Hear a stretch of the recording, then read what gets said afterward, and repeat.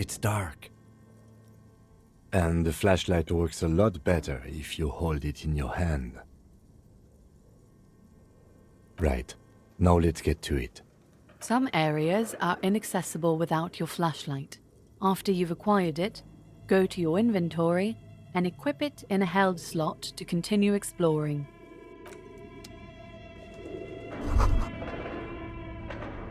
It's dark. And the flashlight works a lot better. Right. Some areas...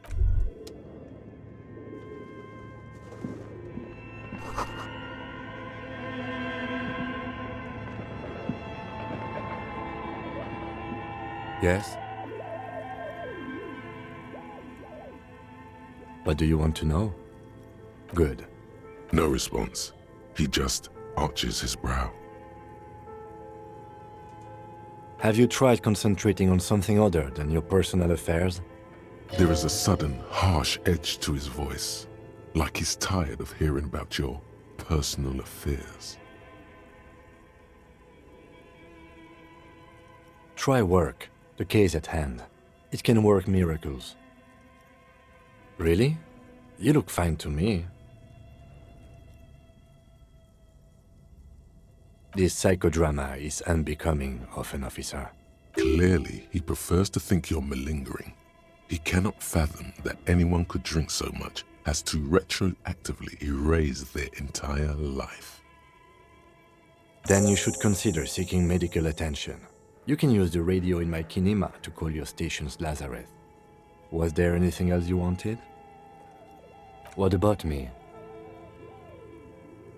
Good. Let's change the subject. Excuse me? You have a distinctive way of walking. If I were to walk in front of you, we would surely collide. I hope you don't take this the wrong way. It's just a collegial observation.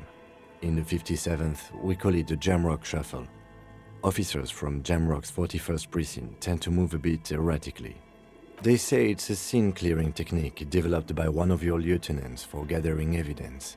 It's erratic, yet thorough. Prioritizes containers. I don't know. Containers contain, I guess. I'm making assumptions. We should move on. Passing along frivolous interdepartmental stereotypes is not usually his oeuvre. He regrets bringing it up.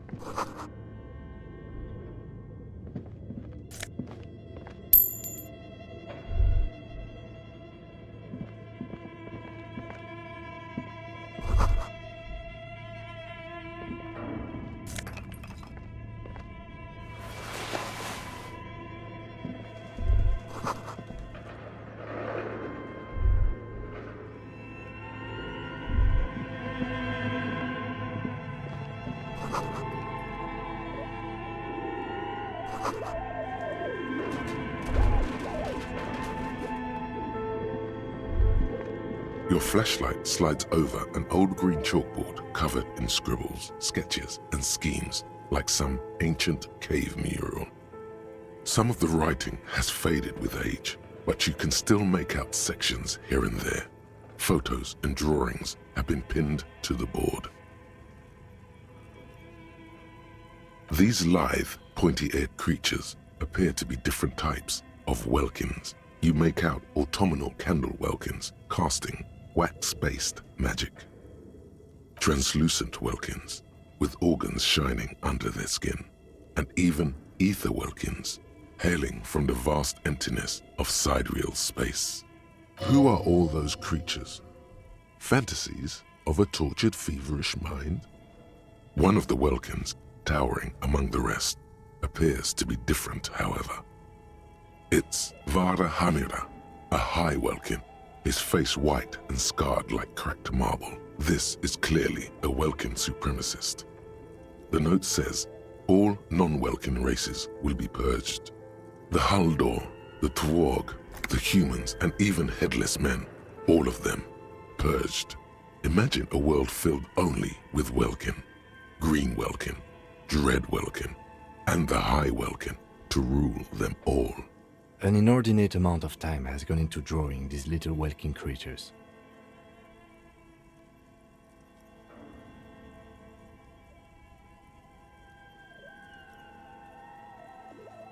Some people really like building a world, I think, even if it's just for a game.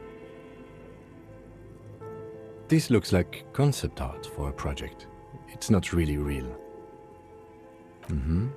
Political commentary. That one has a great beard too. Just look at those details. So much effort. And for what? All gone. The photo collage depicts barren, icy landscapes wrapped in perpetual night. You see permafrost and glacial landforms, dead trees grown in under the snow. Entire oceans have been frozen from shore to shore. There are pictures of settlements on dried-up riverbeds, abandoned in a storm. Animal corpses in the dark, carcasses and bones. You see primitive oil rigs built into glaciers, boreal dvorg, yurts under the snow, great mammoth-like beasts of burden. A pinned postcard reads, "The heat death scenario. A desperate fight for geothermal energy engulfs the world as Wirral becomes untethered from its sun, drifting through the universe." This is a monthly calendar from the year 50. Cryptic words like sprint, daily minimi, and GPI span the marker-drawn grid, the grand scheme of production and money. It looks a bit like an academic calendar, only much more brutal. Everyone is constantly teetering on the edge of the abyss, an abyss of production. These squares look orderly, but beneath them is chaos, worry, pain. As time goes on, the numbers in the boxes grow rarer and rarer. The board becomes an empty snowfield in the final days. Only failure and regret dwell in this region. Looks like they didn't make it. A note in the bottom left corner of the chalkboard says, "See the prod schedule filament for details." The handwriting is only partly legible, but you can still make out 3 slogans: "Call in, tune out," "Wirral untethered," and "Heat death of the universe." The full text reads, "Heat death of the universe is the new black." Another note says, "The biggest advancement in role-playing systems since the 30s.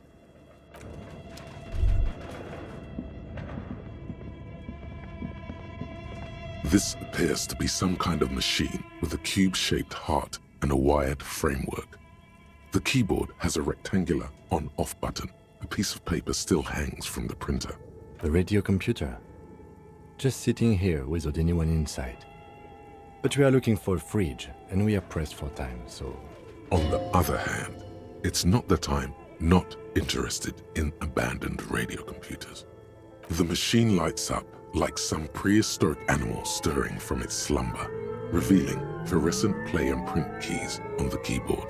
The hatch on the machine's central compartment is wide open. It's empty like a beehive without its brood. Some cables have been left dangling, disconnected. The filament you have would fit perfectly inside the compartment.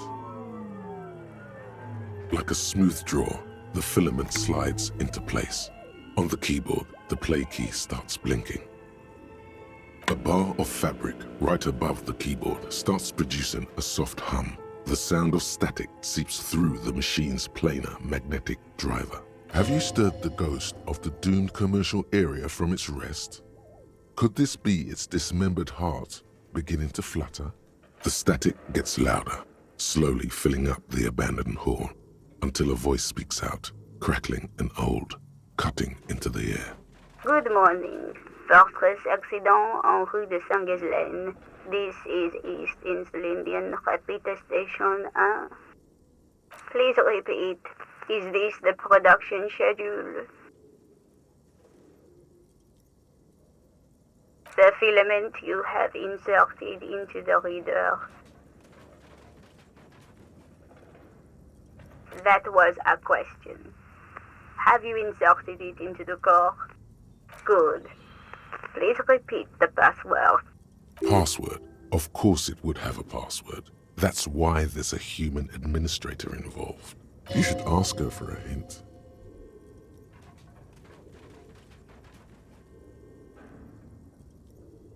No.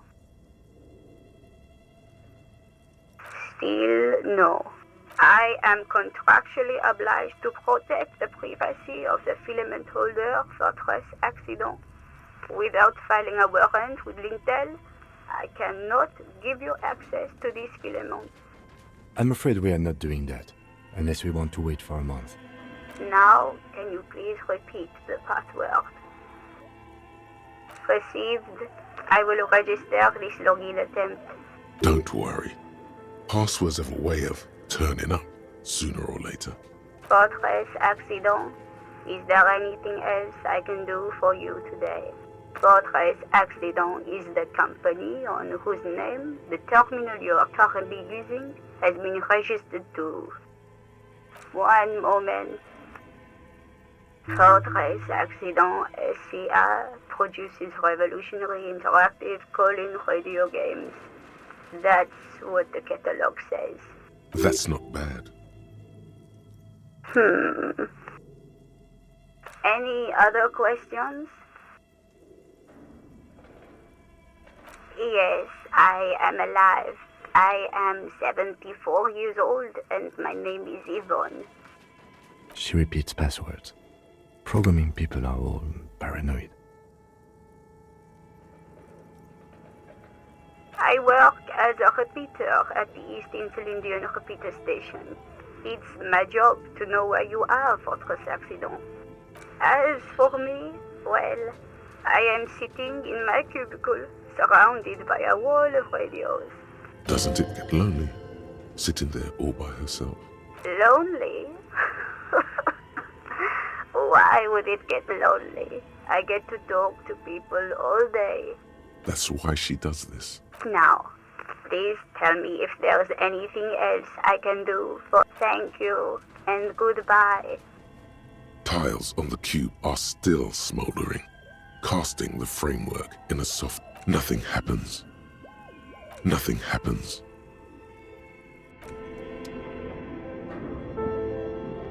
This old fireplace is covered in lines drawn in blue and red marker, the mesh spreading over the stone like blood vessels on alabaster skin. It looks ghostly and strangely ancient. A diagram for summoning some time-forgotten being. The symbols seem very esoteric. The whole thing resembles Kadran mosaic tiles. Very pedantic. History classes, students with their textbooks open, studying the roots of our civilization. Those aquarelle blue tiles looked beautiful in the sun. Radio frequencies, it seems. UKV 123.6, UKV 123.7, UKV 123.9. Some written notes, too. Sparse and cryptic. Unclear. It looks like a cardiovascular system split into veins and capillaries. Very advanced. You think so? The web is comprised of radio stations, all lead back to one red heart, titled The Game Master Frequency.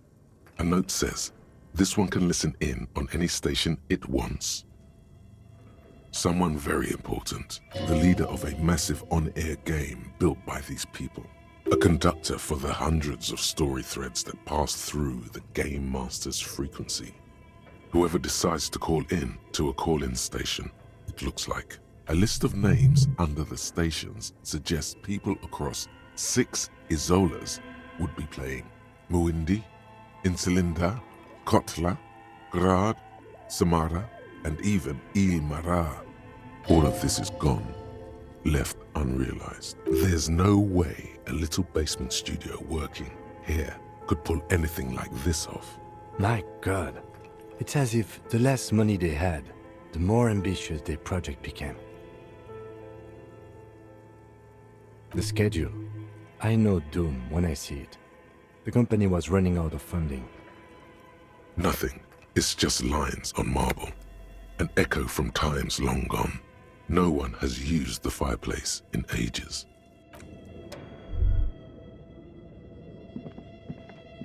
Okay. What do you think is going on with that computer, chalkboard, and fireplace?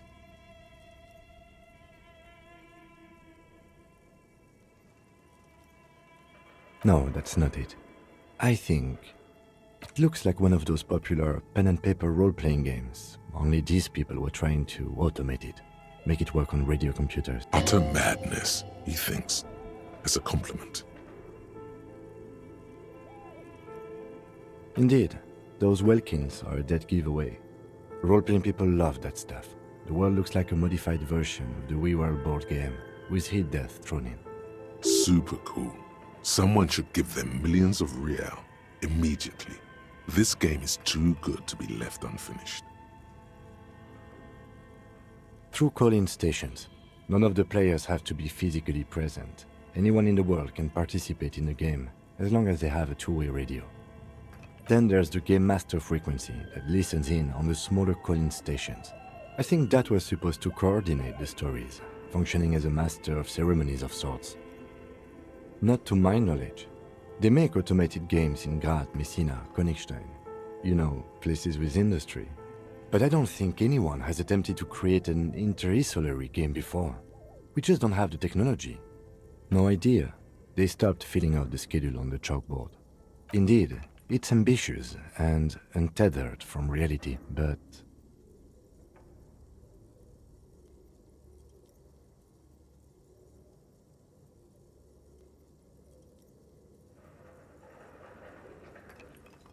I don't think so. I think they genuinely believed. Okay, let's keep moving.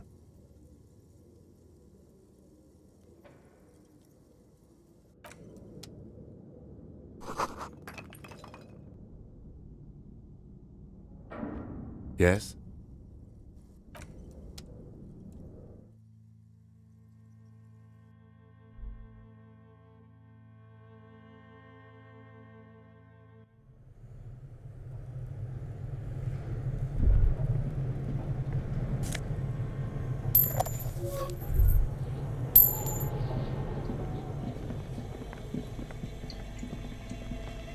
You see a terrifying ice bear with a strange compartment in its belly.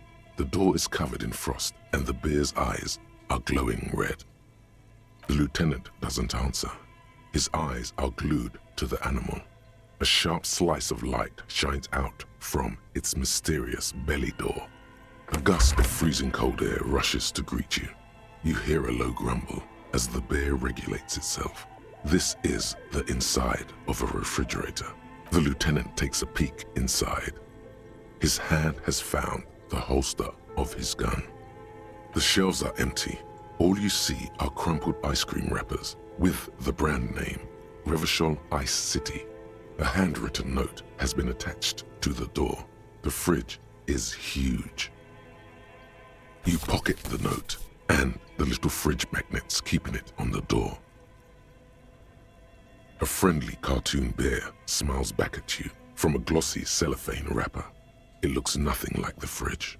The paper still smells of vanilla and chocolate.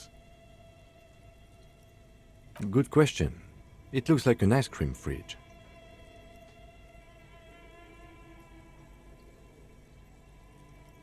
I know.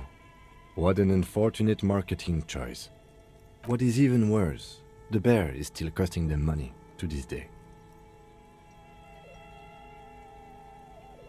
The fridge buzzes with energy. The electricity bill on this thing must be catastrophic. It's certainly an eccentric choice, but it is big enough, and cold enough too. But the optics on this are awful. he thinks. We need to be as silent as we can. Shall we go and get the body then? I'll take the head, you take the feet. The stairs won't be easy, but we'll manage. The two of you. Easily. The body is heavier than you expected and stinkier. It takes half an hour to get the butcher, then 10 more to stuff it into the fridge. The lieutenant takes a step back to admire your handiwork. Beautiful. A dead body in a nice bare fridge. This is some of the best police work I've ever done. You've definitely earned a drink after this. Perhaps even some pagan rites. No, not really. Look at that. What have we done? We stuffed a dead body in a nice bare fridge. This story does not leave this room. He means it. He doesn't want to be the ice bear cop.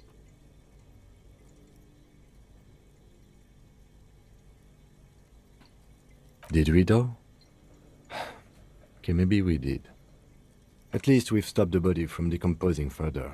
Now you can conduct another inspection under controlled circumstances. Inside the icy realm of the ice bear fridge, the corpse stands slumped, waiting.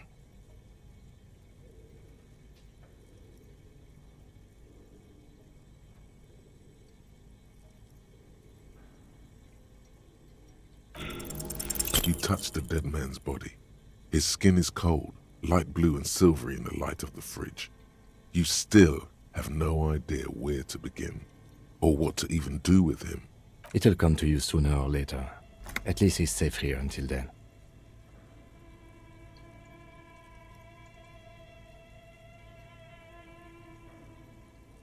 I thought we decided to leave it to... Okay, so you can sneak out of your roommate. Shoot, Looney Rooney. I like it a lot, brother. This really is your finest hour. You're a genius. A regular Corporangelo. Come back later, Corpo. Amuse yourself with my frank manners and my memento mori features. If possible, also, see me in your dreams.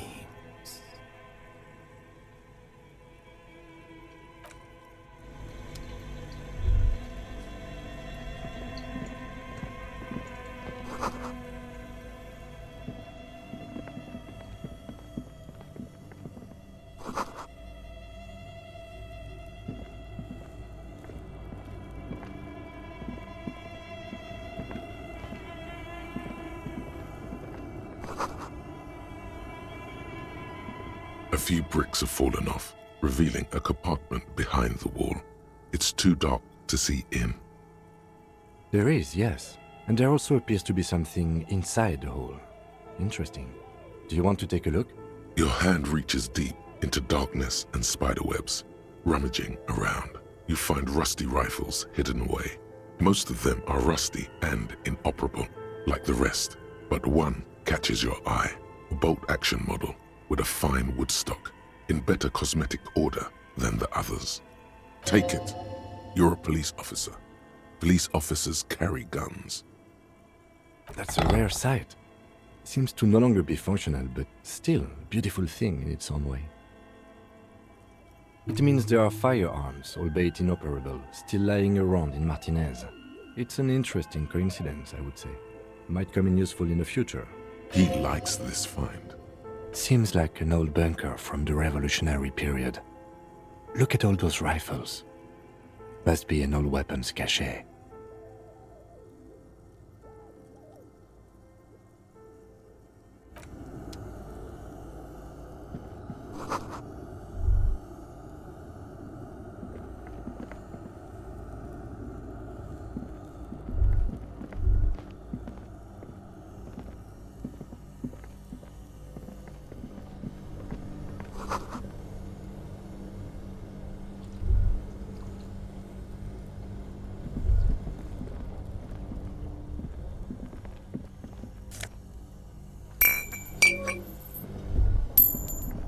Two cables are plugged into the breaker box.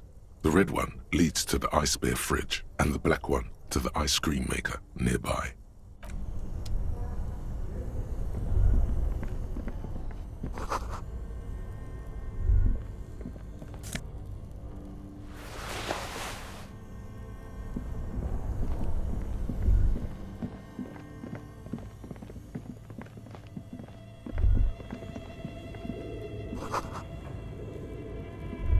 A thick layer of coal dust covers the furnace, coloring it pitch black.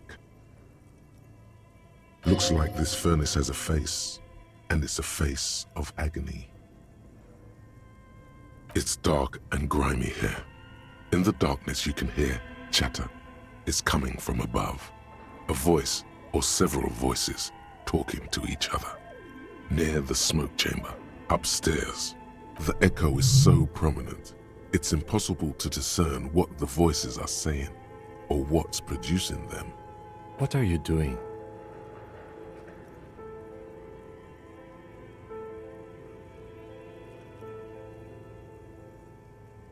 Wait, really?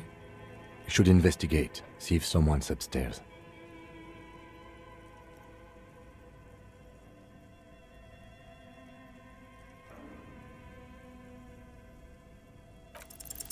Something breaks loose in you. A mighty bellow echoes throughout the chimney's depths. The chatter of tiny voices above suddenly cease. Then, Hello? you've awakened the entity. Hello? Did you say anything? I can't hear you. Please come upstairs. There's a safety curtain on the second floor. I'll open it. You hear a low rumble upstairs, the sound of a curtain being pulled aside. After you, officer.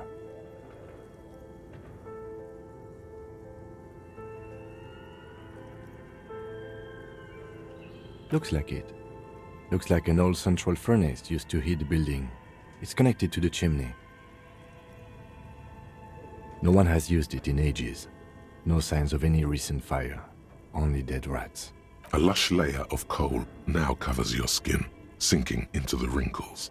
Your hands look ancient. You feel the spirit of Ramut Karzai, ancient hero of Grad, pulsing through you. All that's left is to cover your face in war paint.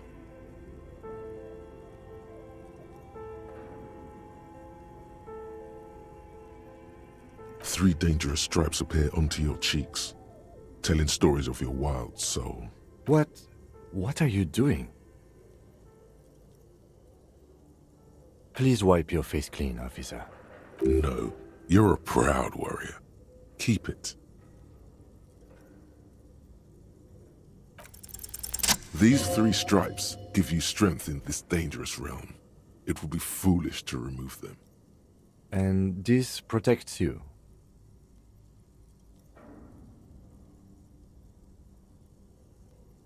Okay, sure. Go ahead. You're right. The rooms do look like they're connected. But malignant entities don't exist. At least not the supernatural kind. A hollow ring echoes through the furnace. Your toe hurts.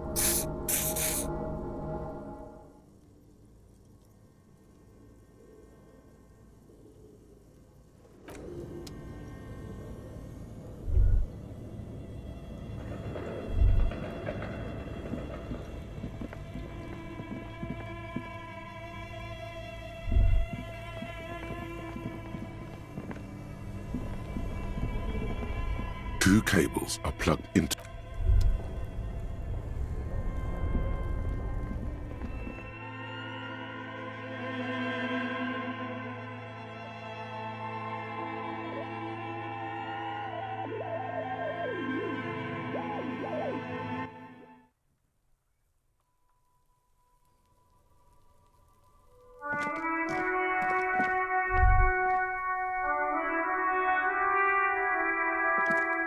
an old call box with East Delta Commerce Center. This must be the name of the doomed commercial area.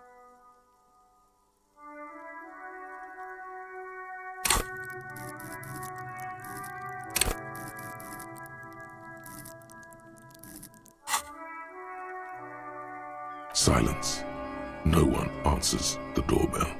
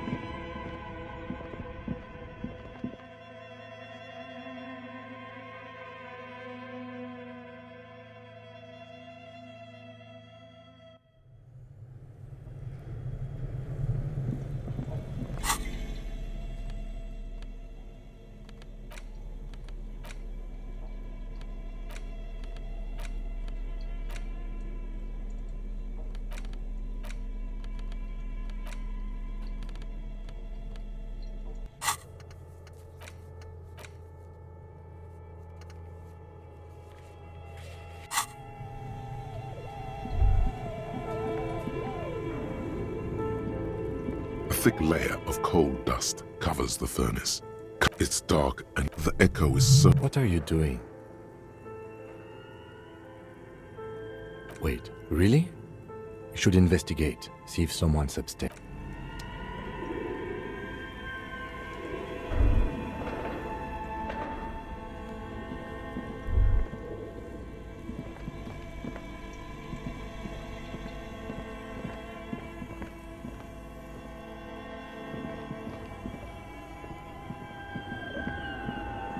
A few bricks have fallen off, revealing a couple... Seems like an old bunker from the rev.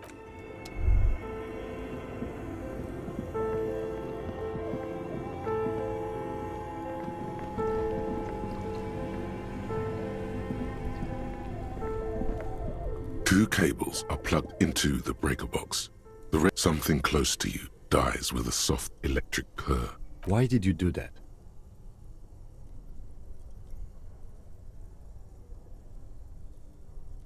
The lieutenant raises his brows, but does...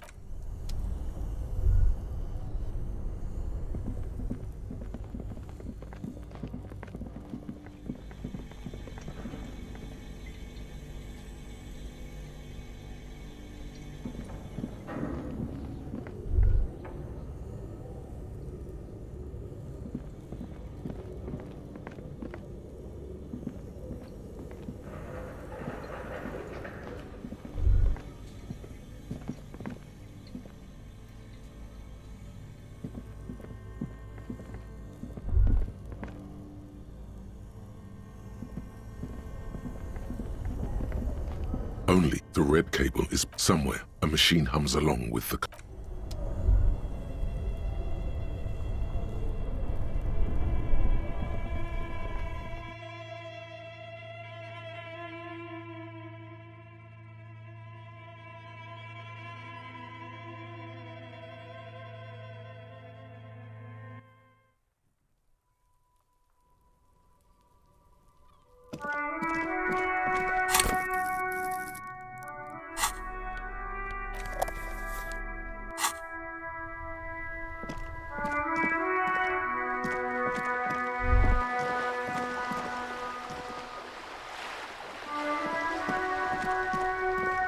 Officer!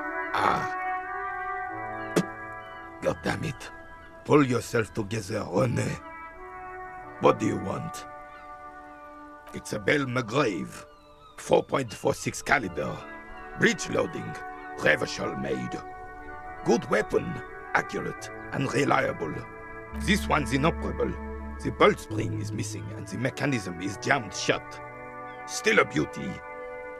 Where did you find her?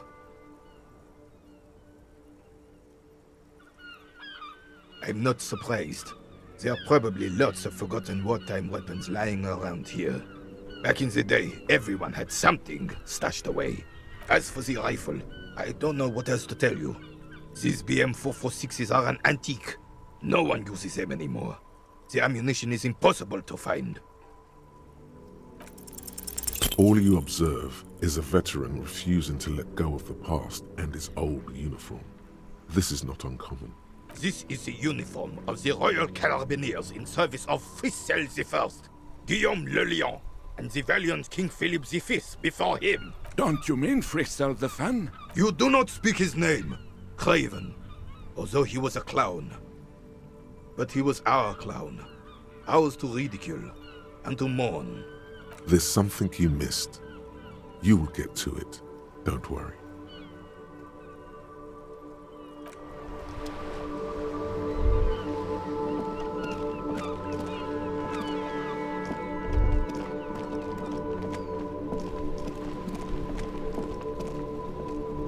Inside, you see a set of steering levers, a radio microphone.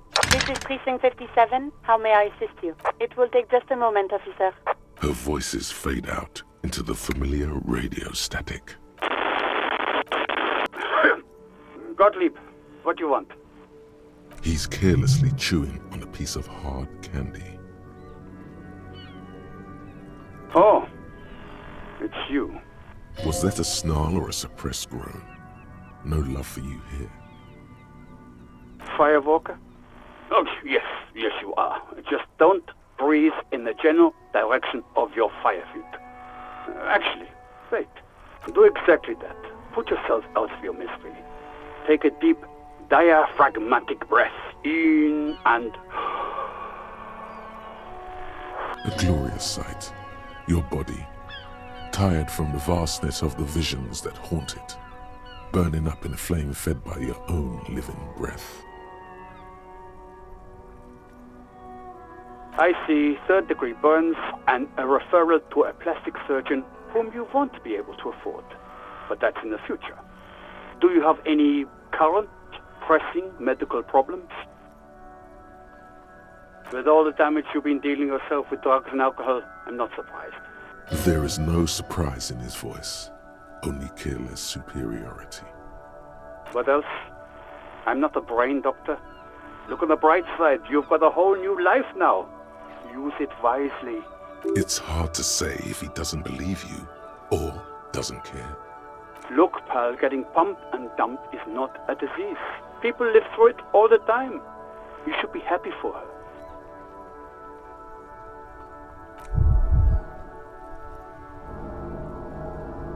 That's what the guys say, officer. That some chick pumped you and then dumped you, threw you away like an empty juice carton. You must have me confused for a close personal friend. I am not.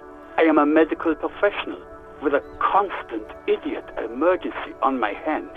One needs tending to right now, he thinks, looking around the room. God, these apes. You hear someone whine in the background. My eye, Doc, my eye. And you survived it. Congratulations. Are you mobile? Even better. Anything else? I wouldn't worry about that. Officers your age have coronary trouble all the time. Also, death is a natural part of life. Accept it. The body is an object, and objects break down. Do what good you can with yours, before the rest goes too. What? You want me to do blood work for you again? Tell you just how bad things really are across the board? You want another rundown of everything collapsing inside your body?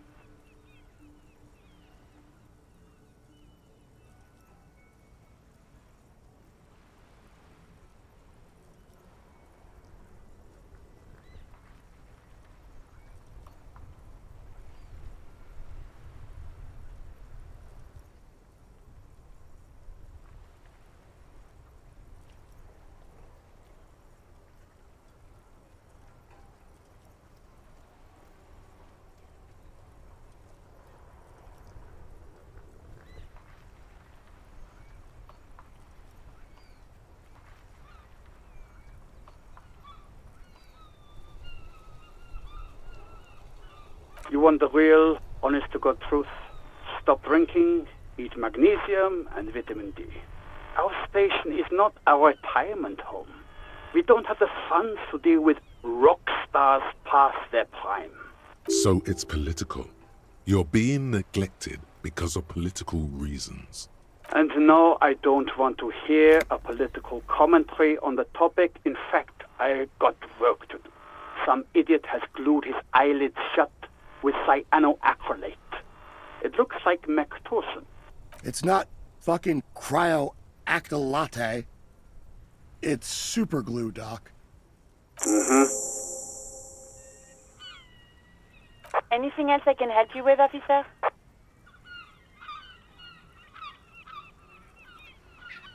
Still no word, I'm afraid, sir. I know it must be frustrating. Was there anything else you wanted to ask? 57th, over and out. In the cabin, you see a set of stairs.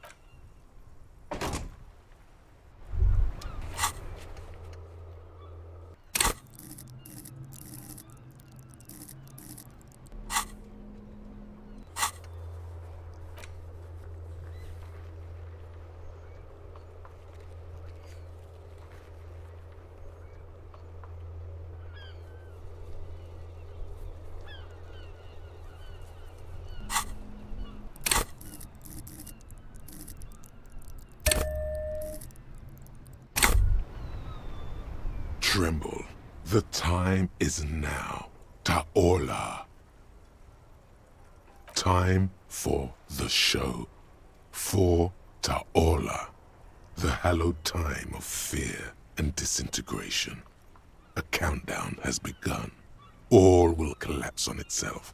The world will disappear into a single grain of blackness. All sound will be muted. All life will scream.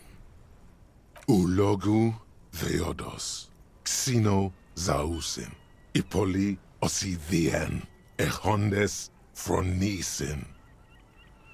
Monday morning, the moment you arrived in this reality, are the first crack in the sheer face of God. From you it will spread. Yes, you spoke the words of the Palindropos and the houses of Pericarnassus. Items, people, even words will tumble. All will lose its meaning in the coming years. That is why you marked yourself.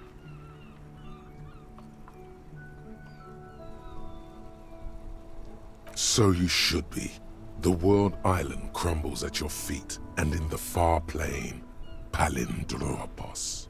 Perhaps, just a thought, this has something to do with the hangover.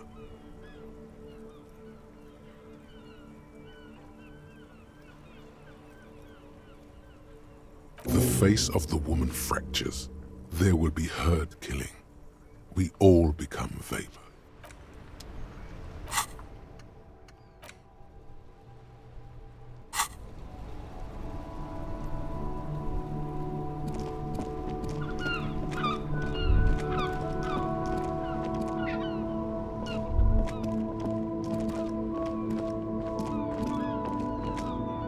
Keep coming back. That's good, officer.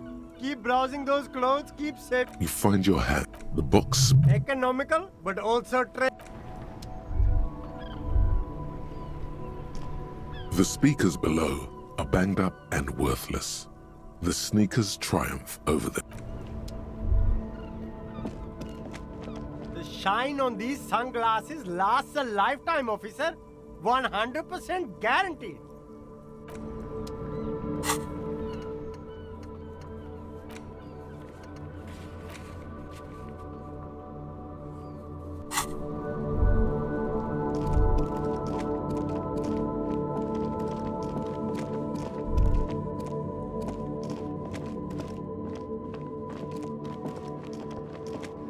A rusting control panel. You grab the handle and pull the lever up.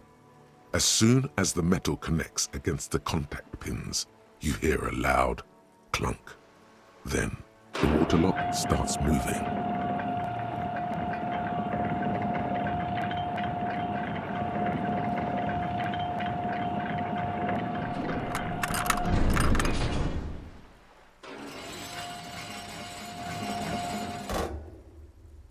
Okay, if we ever need to get to the coast, then this is the way.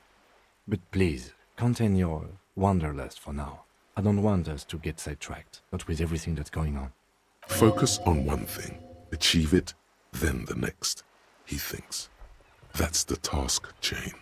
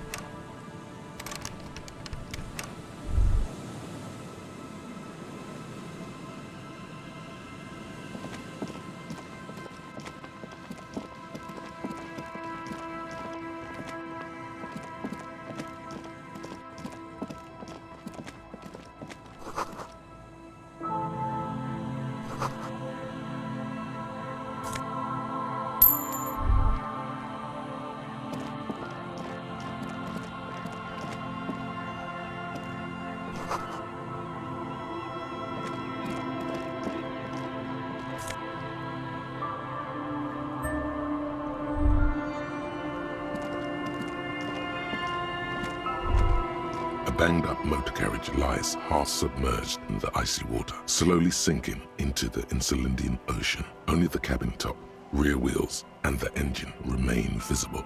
It must be cold and lonely down there, in the icy water. Remember the tire tracks in Martinez? This is where they were leading. It appears to be so. I agree.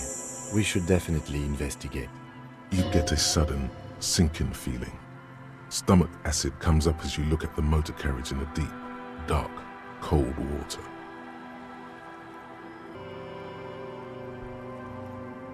Why the doom and gloom? It's just a sunken motor carriage. Some motor carriages are bound to end up in the sea.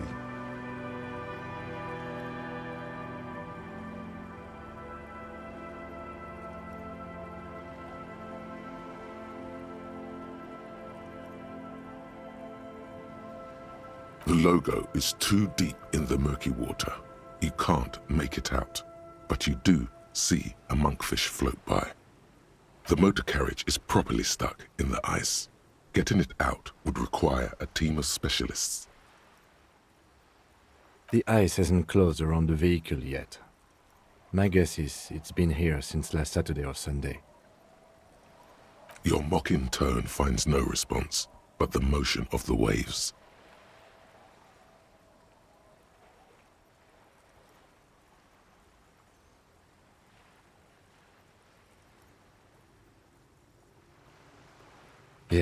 Yes.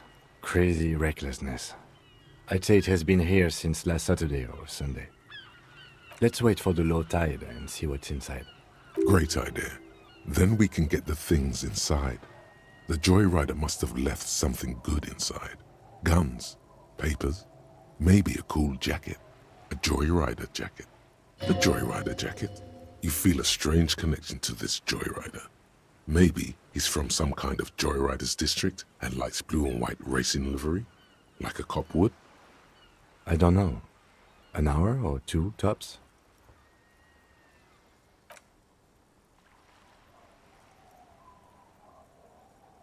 As you sit down in the old, rusty playground, the world around you becomes very silent. The hinges creak under your weight, dangerously so. Nothing but the sound of seagulls high above in the sky, echoing like distant laughter. Ice cracks around the blue motor carriage in the sea.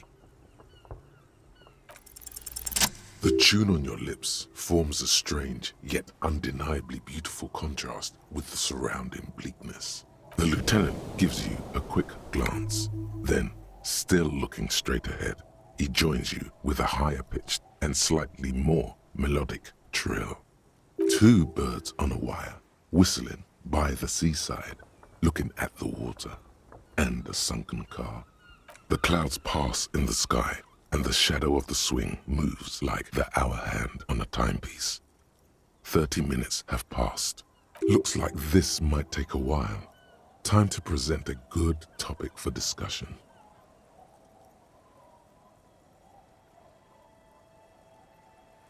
I'm pretty sure I told you already, didn't I?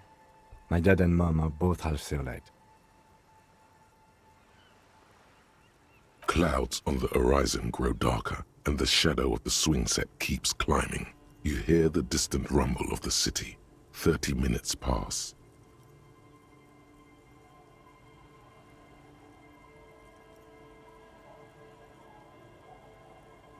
Once again, differences in skin color are the result of melanin production, liver functions, regional adaptation, and various other factors. Your voice echoes on the water, strange and out of place in the environment. 30 more minutes pass. Detective, I've been able to make out the mark ever since we arrived. I find it odd that you haven't. It's a Coupris, Model 40. It is a simple and rugged machine, favored by working men, government offices, firefighters, animal control people, you know, those kinds of people. Yes, 41. What do you think it stands for? Does he know something about the driver of this vehicle?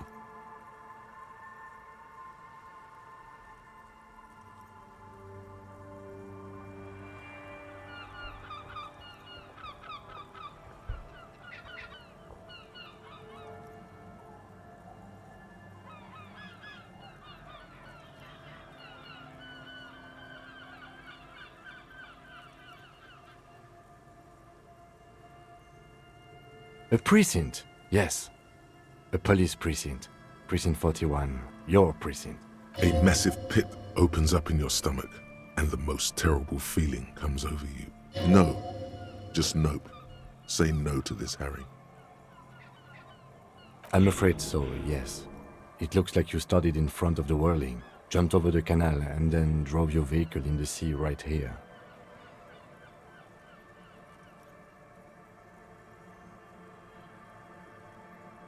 The lieutenant adjusts his glasses and doesn't say anything.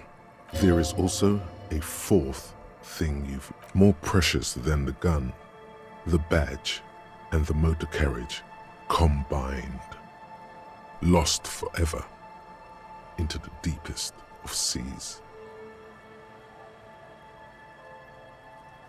Of whom? I don't think so. If anything, you were probably drunk. Detective, we don't. A rescue operation really isn't viable at this point. I'm afraid it will have to be there like that for many years. Look at it. Parts of it might be salvageable, but overall, this machine is a write-off. That is very unlikely. All the electrics are toast. That goes for the electromagnetic steering and brake systems as well. You'd be lucky to find one undamaged component in there. In a few months, there will be nothing but rust left of this vehicle. It'll be cheaper to buy a new one. Well, not cheaper. This motor carriage costs 40,000 real. But in the long run, it still makes more sense to buy a new machine than try to refurbish this. Let's face it, this is a substantial loss to your district's budget.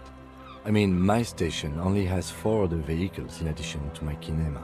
This was 20% of the station's vehicular budget. People are more valuable than machines. Training a police officer is even more costly.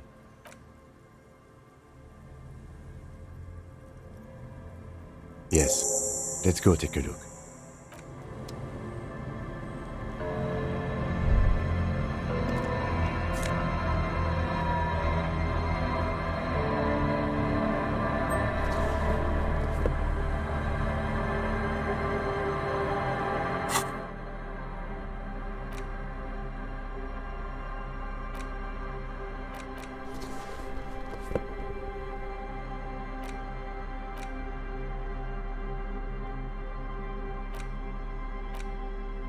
Police badge on which you see the photo of a man. You. Some seaweed is stuck to the back. At least something good came out of all this. Encased between 2 durable plastic sheets is a bluish card with lines of information and a watermark in the shape of the street grid. of Revachol West. You see a photo, a name, a rank, a document number, the date of issue, and, in the lower right corner, your precinct.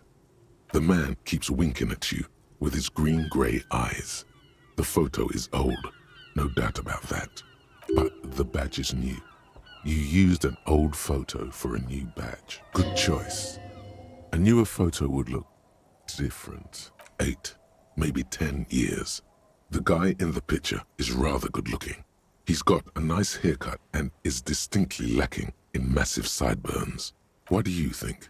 His face is already contorted by the expression, although it looks less grotesque on him than it does on you now. The badge in your hand shines as you rotate it, catching light. You see lines of information on it, and a shining watermark. Harrier, that's long for Harry. So you are Harry. Evrard was half right. Probably not a lot of people know your full name. Whoever told him you're Harry Dubois didn't. Pleased to make your acquaintance, Harrier Dubois. He's not going to call you Harrier. He'll keep calling you officer when he's angry with you, and detective when he's not. The badge in your hands shines as you rotate it. Lieutenant W. Freighter. The lieutenant is a rank above sergeant and below captain. It's the highest rank in the RCM that still does field work. I am a lieutenant. The title of Freighter is added to your rank when you decline a promotion to a higher rank. In your case, captain.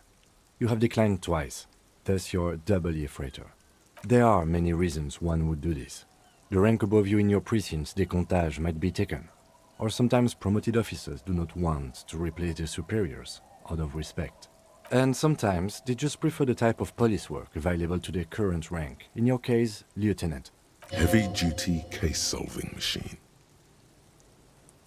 Décomptage is the hierarchical system employed by the Revachol citizens' militia. It means counting down to twos. The lowest rank is junior officer, usually teenagers.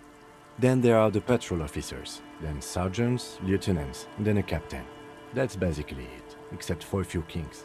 Kings like satellite officers and the additional freighter rank I already explained. The long and short of it is, you're his superior.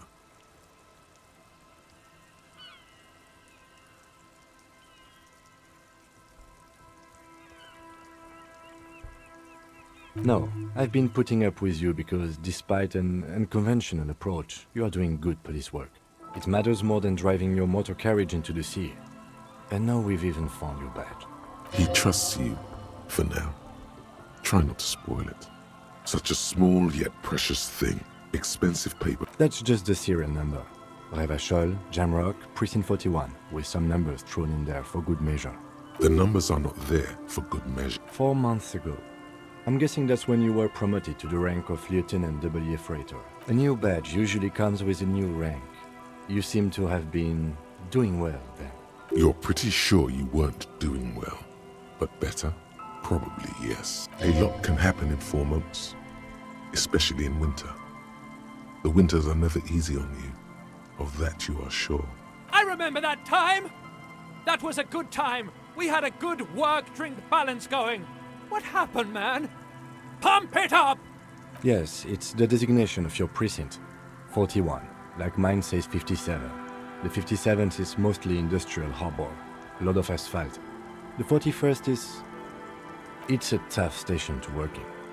You have all of Jamrock to cover. That district should have 3 precincts, but money is what it is. It's no wonder you are like you are, he thinks. But then again, it's a legendary district, and a hell of a station too. It must be an honor and a curse to work with people like Price, McCoy, Berdiaeva. And you? Is it an honor to work with you? Don't ask him, ask yourself. The badge in your hand shines as you...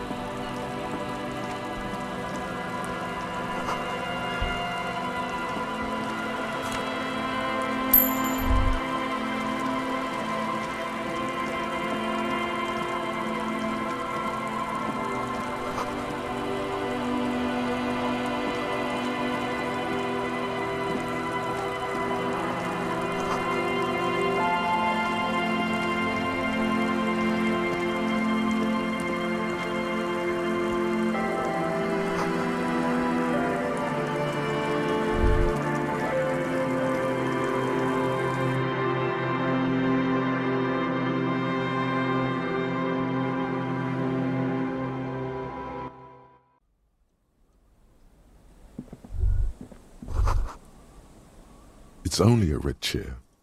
Just a red chair in an empty shack, with what looked like a dusty bow tie on the shelf. Nothing to see here. In someone's abandoned shack. On the coast. In Martinez. In Ravachol. He's afraid you've forgotten suddenly. Nothing. It's just a piece of furniture. Red paint is peeling off it. Looks like blood, no?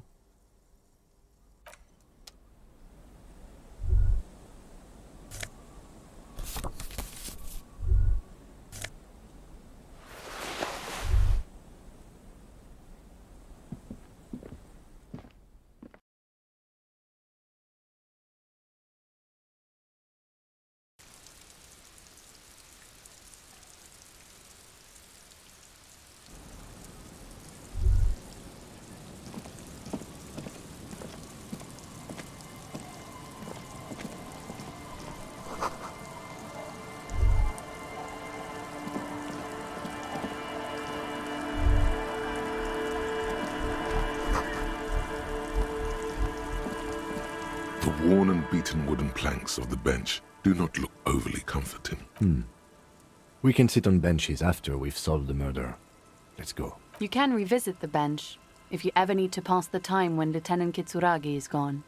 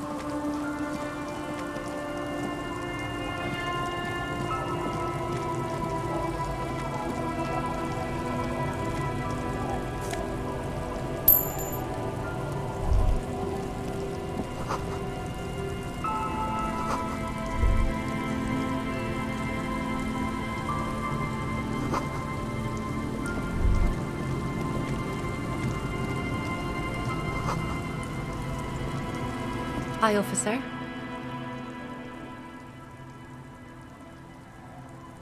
Anything I can help you with? A fishing village on the seashore.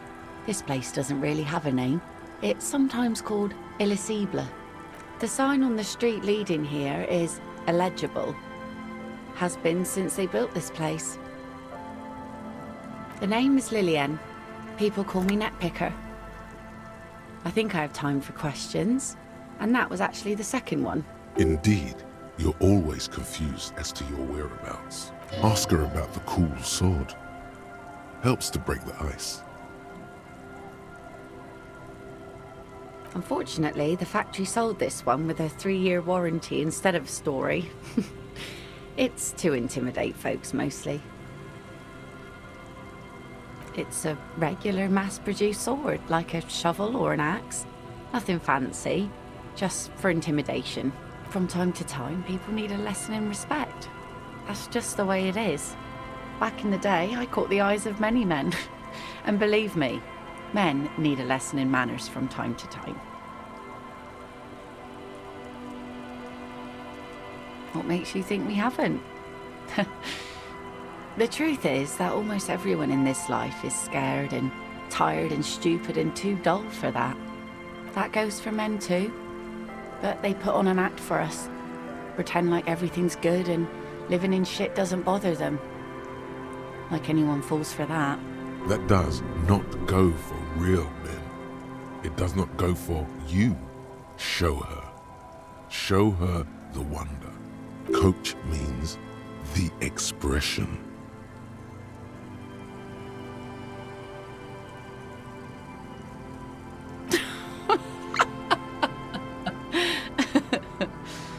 Not bad. Sure. It looks as if you could face down any horror in the world with that same unchanging grin.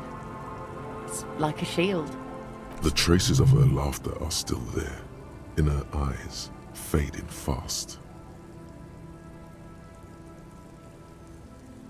No, I'm afraid not. Tempting to confiscate the blade I used to keep these animals in check. It would put me in an early grave. Some went to patch their wounds, their lesson learned. Others were more thick-headed. And one of them, I ended up marrying. Gone. To the waves. The sea took him. It was a long time ago. He didn't respect the sea. Went out there, drunk like a skunk, and sure enough, one day the boat was found floating empty. The bloated corpse turned up 2 weeks later.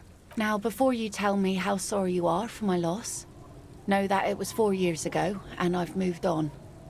There's only so much mourning you can do for a drunk with sinewy muscles.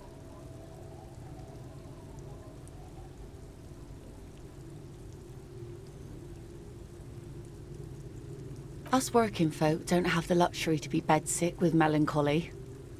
I buried him, mourned for an appropriate amount of time, and went on. Life didn't really change that much for me and the kids.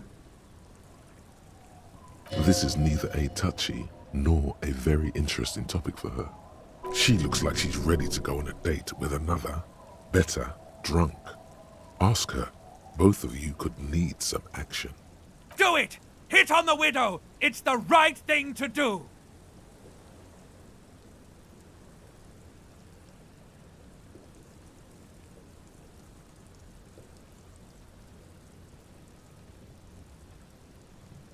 Sure is. The sun, I call her, coated with a fresh layer of tar just yesterday. It'll take some time for it to dry, assuming the sunny days continue. Aye. Sunny days. You got a problem with that? No, ma'am. We have no quarrel with sunny days. Good. It would have been bad news had it turned out it wasn't a sunny day. Bad news for the skiff, bad news for the nets, bad news for the kids. There's a moment's silence. She looks at the rain streaming down the yellow belly of the boat. In time, when the sea turns and the winds settle, she will be ready.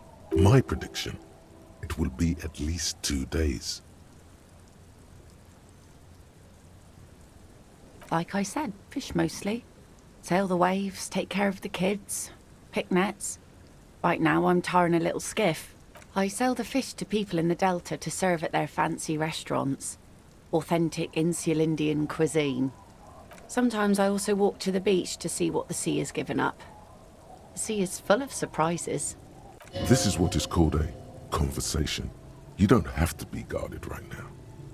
Wood, pieces of glass. Every once in a while we see dead bodies. Human, animal, fish, other odd sea creatures. A mine washed ashore once. Bottles, drugs also. Lost cargo in general.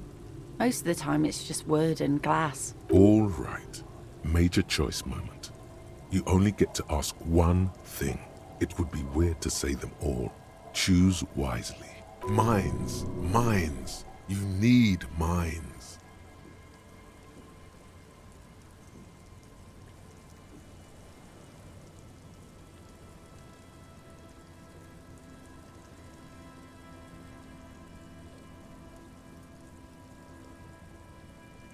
Well, the RCM has to wait for another one, because some army folks came by, took it in the middle of the bay and blew it up. The blast was surprisingly timid for such a huge spiky thing. Let's see. Who are you looking for? I don't think I know what these are. Care to elaborate? Aha! Like snowmen. 2 odd guys have been wandering around here, nose in sand, talking nonsense about snowmen and the like. I don't really know. Further down the peninsula, I guess. I mean, that's where they were heading. Who else are you looking for besides snowmen? Well, how can I assist you then, officer?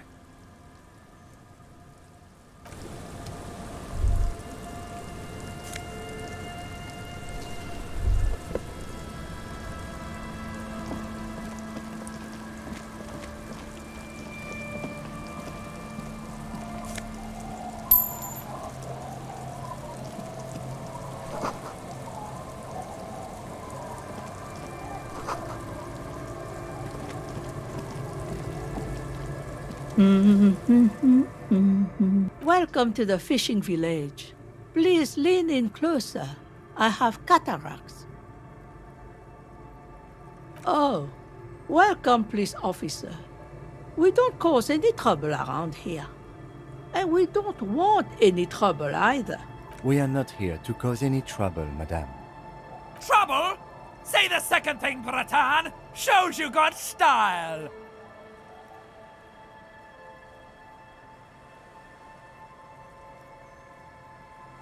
Oh, of course. Last time we saw you around here was 12 years ago. You also came to take care of trouble then. Wish you did. But still, in Martinez, you're considered an ill omen.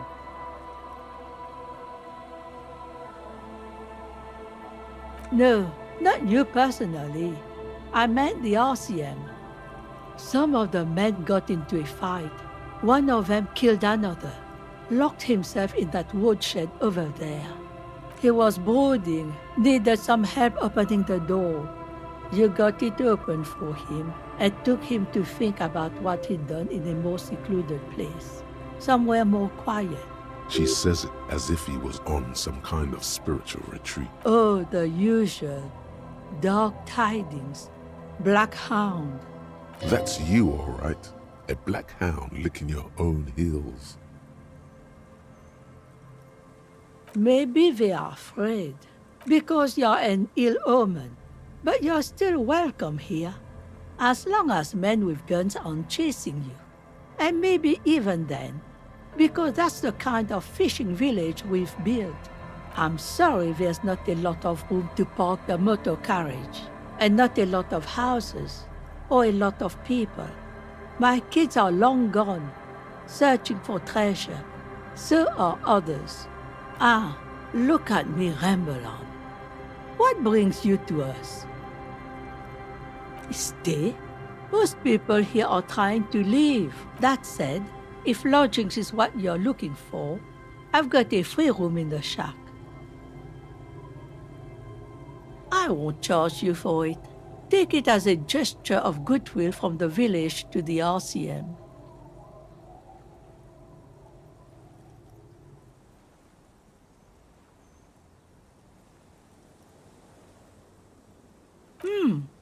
That's exactly how they get ya.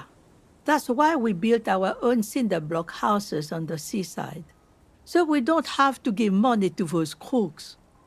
We might not look like much, but they are ours.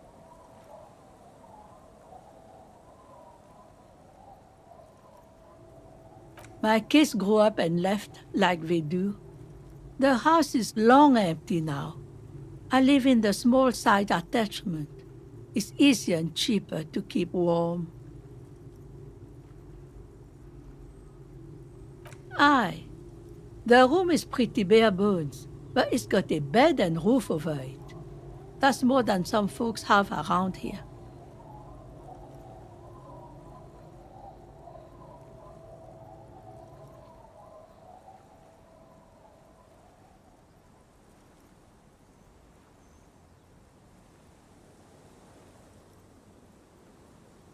Surely not the first one. So are you interested or not? Don't make an old woman regret opening her house to the police. Well, if you are not in the hostel in the morning, I'll know where to find you. Here, in a shack. He's a little relieved you're no longer in that room. Should he? This environment encourages one thing, and one thing only. Drinking.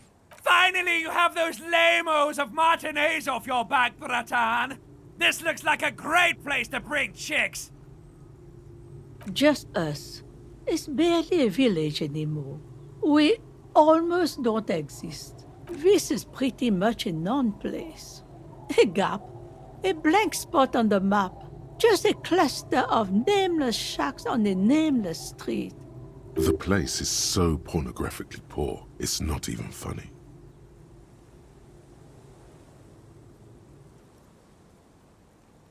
Well, there's Lillian and her kids. A few new folks live in the house to the east. But they're away right now. And then there's the drunks. Not a pretty sight, but there's little we can do about it. Home is home, even for them. Lillian is tough. Tougher than the men here, at least. If it wasn't for her and the kids, this place wouldn't have a spark of life left. Sooner or later, you'll see for yourself. Don't have to look long to find these guys. Here, for you, no officer. The only money we have here is some coins the drunks tried hiding from their women and then forgot about. Under carts, boats, in little boxes. It's not hard to find. Over there, you can find more of the same. Shacks and trees growing wild. That's the pox. An old military hospital and its surroundings. Or it used to be, during the time of the suzerain. The old woman shakes her head slowly. She drops the rag into the bucket. It's clean now. Now the area is crisscrossed with nameless streets and makeshift cinderblock houses. Shacks as far as the eye can see. The goodwill ran out. The staff left and the place was shut down. It's long gone by now. The lack of wealth is the one thing we've got in abundance. It's a cold, cynical smile. Riddles. Fits with the general ambiance here. Aye. Sometimes it's as though I'm also gotten lost inside this nameless nothing. Oh, it seems to be a common theme these days. Isn't that what people always think when they are lost? Something I can do for you to find your way, officer? She nods, rinsing another piece of cloth. Not much. There's the abandoned church, the DeLorean Church of Humanity. It's been there since before my time, even. Some things just don't fly, officer. Look around. Who'd go to church here? They built it 300 years ago. Must have been nicer then. So, they don't hold services there anymore? The Ecclesiastes? No, we've tried, but things just keep happening. Crime, accidents, other things. The place never stays open. It's a pity. It used to be such a nice church. She's not telling you all she knows. Keep her talking. Well, there's that music. Music from across the sea. It started a few days ago, and now it's blasting even through the night.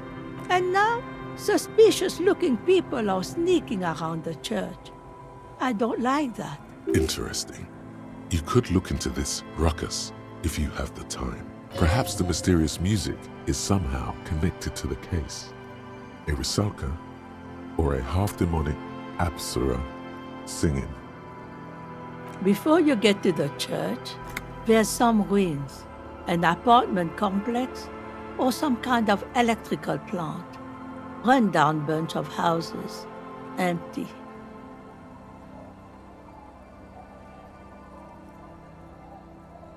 Of note, the old fish market up on the boardwalk, but it's closed. No one. That's why it's closed. It was once a bustling place, back when I was young, and so was everyone else. Now, what catch we do bring in goes straight into a lorry for the Delta or somewhere else. As I said, it's a peninsula. There's no one there, just ghosts and vagrants, and teenagers making out. Me? No one. Just an old washerwoman. Mother called me Isabel, if that's what you're asking. And my married name is Sadie. Now it's your turn, Mr. Quite a handle you got there. So many titles. One of them double.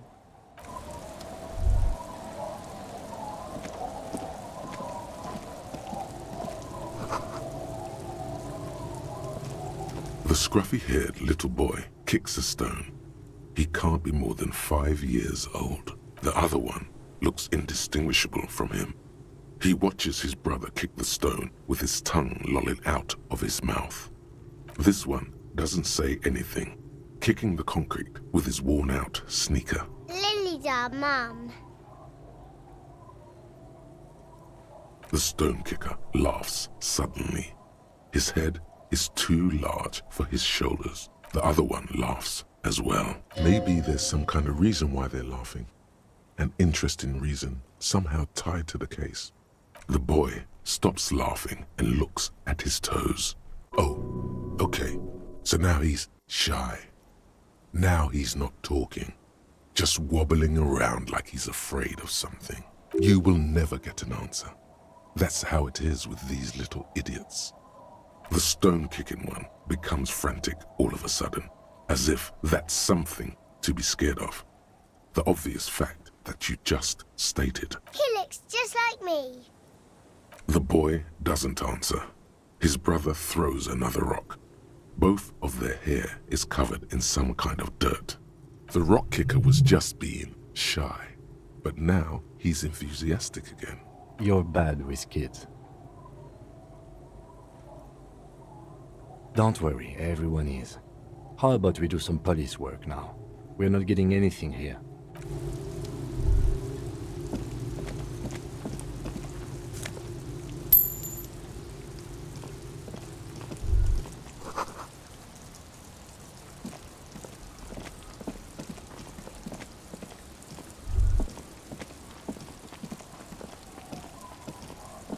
You stop mid-step and put your hand on the garish necktie. That bottle, Bratan! Just look at that bottle! You should care! I'm getting a very special vibe from that bottle. Please go talk to him. I need to look at it closer.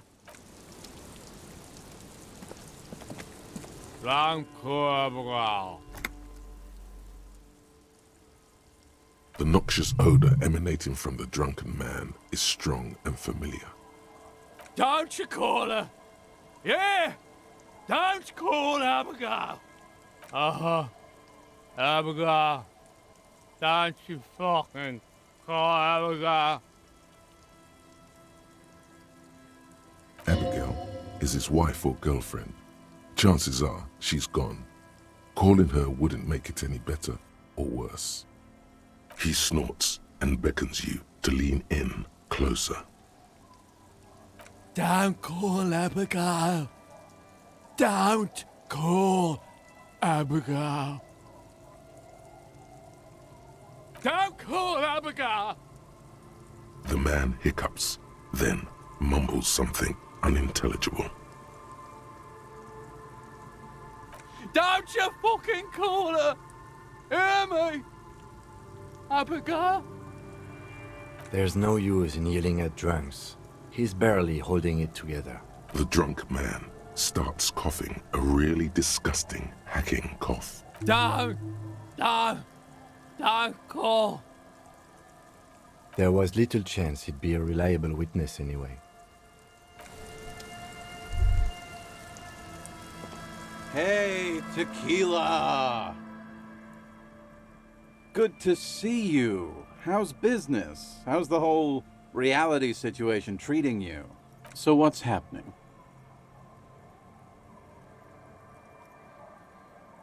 Yeah, Tequila Sunset. How are the, high-concept, reality-based adventures proceeding? Good. These people know your true name. Looks like it has preceded you, Mr. Sunset. More on that later. I like this guy. You should too. He respects you by calling you your true name.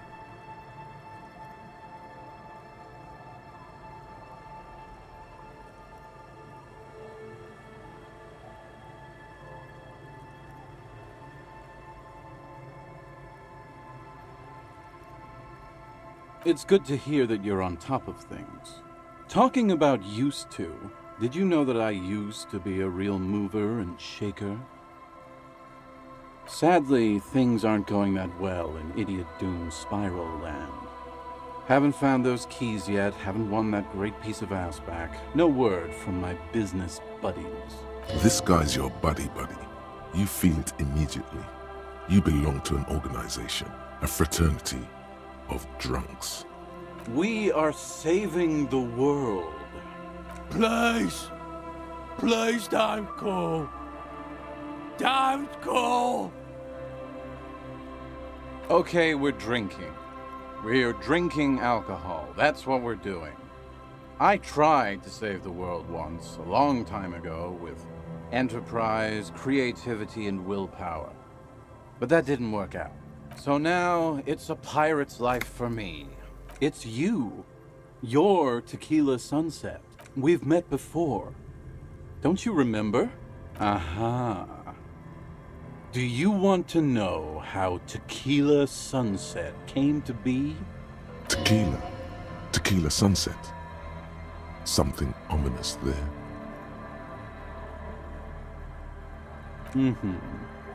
Let me take a sip to moisten up my chords. Tequila Sunset rolled into Martinez last Friday. And by Tequila Sunset, I mean you. The man, the myth. Hey, let's not jump ahead of ourselves. This is your story. Stop interrupting.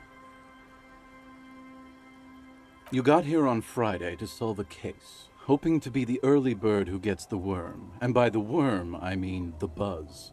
Because as far as I know, all you did was get piss drunk. Word on the street is you went around the local hostel telling people that you're a police officer, and that it would be really fucked up if you shot yourself in the head right in front of them. That's pretty high concept, if you ask me. The lieutenant's brow is furrowed. He's listening as casually as he can. It was a late Saturday night when we, the Union of Moribund Alcoholics, were getting our drink on. Nothing remarkable about this. We get our drink on 24/7. Makes everything warm and glowy. I trust you know the feeling. Oh, yes you do, Bratushka! The only thing better than that is pushing the pedal to the metal after you kiss the tie. And off we go! One moment we hear the sound of a motor carriage revving up somewhere on the plaza, followed by a series of dings and bangs. Do you remember the sound of wood cracking? The billboard? Naturally, loud noises pique the interest of anybody owning a pair of ears. That's just the reality we're in. Anyway, there was a brief silence. A gasp of silence, if you will, followed by a real commotion. We heard the carriage careening towards the coast at top speed. Sounded like someone jumped the canal. We grabbed our brewskis and rushed to the jetty. Never underestimate the speed of an alcoholic. What we saw was a sight to behold. A beat-up police carriage containing you. Right there on the beach. You revved the engine and screamed at the top of your lungs, "The time hath come!" So, naturally, being the curious cat I am, I asked what time hath come. To which you replied, "The time hath come for Tequila Sunset, the end of all things!" Your reality contracted. You jammed the pedal, plowed right off the jetty, and through the ice. Your hands cramp on the steering levers. We ran towards the ice, whilst you crawled your way out, miraculously unhurt, covered in seaweed and shit, like some kind of sea monster. When we finally got there, you were sitting on the beach crying. You said that your badge and uniform were in the car. It was too late to get in there, though. The carriage had sunk too deep. Recognizing a brother in need, we offered our condolences and invited you to party with us, which you naturally agreed to. We asked about the whole Tequila Sunset thing, and you told us it was your name now and insisted that we all call you that from then on. No, that's just what your mother called you. Your real name is Tequila Sunset. Just embrace it, brother. Ours. It was an all-night drink-a-thon. Then, at some point, I think it was Sunday morning, you got belligerent and wanted to talk about Revacholian women. How they're beautiful and also whores and so on. How one of them fucked you real bad. After a short while, you crossed the event horizon, looked sullen, got up, and left without saying anything. Wow, that's quite a story. Yeah, I bet Tequila's a fucking legend around the precinct. You must be proud to work with him. If you only knew.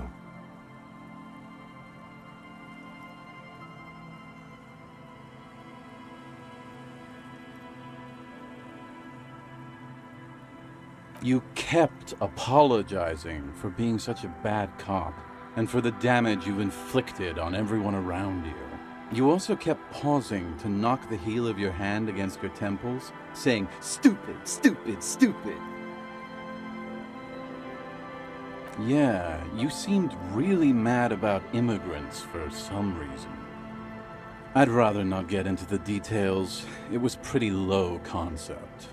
Yeah, you said it was no biggie and that you'd solve it in no time. And that you didn't need anyone to do it. You're doing it solo now. A lot of cops go solo and hermit once they reach that level of alcoholism. It's not meant as a joke. He's sorry for the hermit cop. You told us that they were a bunch of fucking losers whose main interest was cramping your style. It's more like you were cramping theirs. No specifics, though. It was more about you that night. You were the... It's a hard thing for a man to confront his past. That's why I avoid mine at all costs.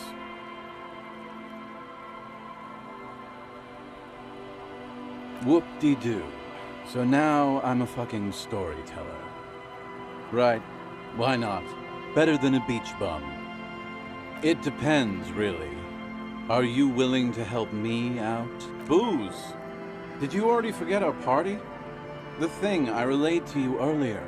So, have you got anything for good old idiot Doom Spiral? A bottle for a story. Seems fair to me. Not much, but it will do. Hey, Spiral Boy, you gonna share that? Shut up, guys. I'm telling a story here. Something happened to you. Something happened to me, too. My actual name is George. But around here, you already know. I was once a reasonably high net worth individual. A founder/junior partner at a high-concept creative services agency. When my story begins, I had just landed a major contract with an insurance firm. I used the profits from my agency to finance what I called a cultural incubator. Abstract value generation, value per person, high-concept stuff. I developed the paradigm, worked within the paradigm, but the burden of leadership weighed heavily on me. So I went jogging every so often to keep myself sane. That's right. Getting a good run-in is important to maintaining your physical and mental health. Speaking of, when's the last time you did your laps, pork chop? It did. With my trusty Sansarique tracksuit, I felt like I could conquer the world. But now dreams are worn thin, much like my tracksuit. One day I left on my evening run.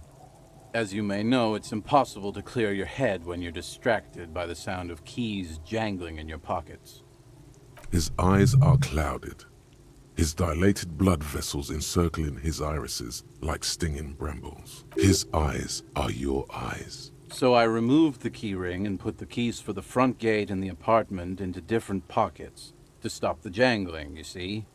At least, that was the plan. I was halfway done with my usual lap when it started to rain. The reality situation became very wet, I made my way back home and discovered that I didn't have the key to the front gate. I'd mixed it up with the key to the letterbox, which was useless. Naturally, the situation required me to climb over the gate, which I did. There was no climbing down because I slipped and landed on my ass. Ouch, indeed. Reality was looking rather grim just then. Me lying on my ass in a mud pit in the middle of a heavy shower. But when life knocked me down, I always got up. So I made my way across the yard. Standing in front of my apartment door, fumbling with my pockets, I realized that I'd also forgotten my apartment key. I wish I were, Tequila. I wish I were. Instead of my apartment key, I'd taken the key to the office. I rang my neighbors' buzzers. It was late, and most of them didn't even answer. Those who did assumed I was trying to sell them something and hung up before I could even explain the situation. People are naturally wary of ad men, you see. One moment someone chats you up, 5 minutes later you've bought a box of edible lingerie and a strap-on. I don't begrudge them, especially since I was known to be one of the best. Heavy is the head that wears the crown. Just then, I experienced a moment of clarity. I still had the key to my office. I could wait out the storm there. But when I reached my office, I remembered that I'd asked one of my producers to change the locks that day. And since I hired only the best, he'd already done it, and I couldn't get in.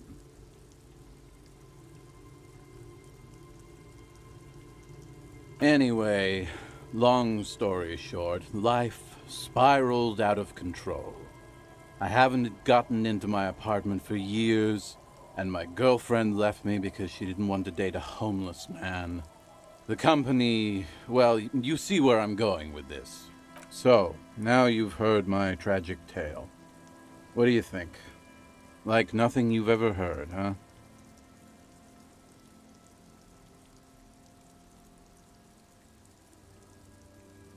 Yeah, maybe I've exaggerated certain parts over the years. When you tell a story too often, it begins to take on a life of its own. But what matters is that it's true to my subjective experience. Anyway, that was all the story one bottle gets you. Almost empty, this one. Truly, he has the soul of an artist. Good fucking question, Tequila. If I knew the answer, you think I'd be hanging out on a beach in this formerly premium but now extremely dirty two-piece lycra tracksuit? I used to own my reality situation. My business buddies and I had our own creative services agency. I had a nice apartment, an even nicer piece of ass. But somehow it all got away from me. Now I can't hang on to anything. Just last week I stole this nice new jacket, but then I lost it too. The only things I haven't lost are these two drunks. You of all people should empathize with this. Perhaps this lost jacket is something you could help with? My agency, man. The Boom Boom Room. Our concept was combining high art with the lowest forms of marketing. The color red, breasts, and oil painting. I convinced my partners to reinvest some of our profits in an even more high-concept cultural incubator called Thin Air. The artists were happy, the clients were happy. I was financing a group of poets in East Revachol who were developing a new universal poetic language. But then it all went to shit. If it sounds like it makes no sense, that's because it doesn't.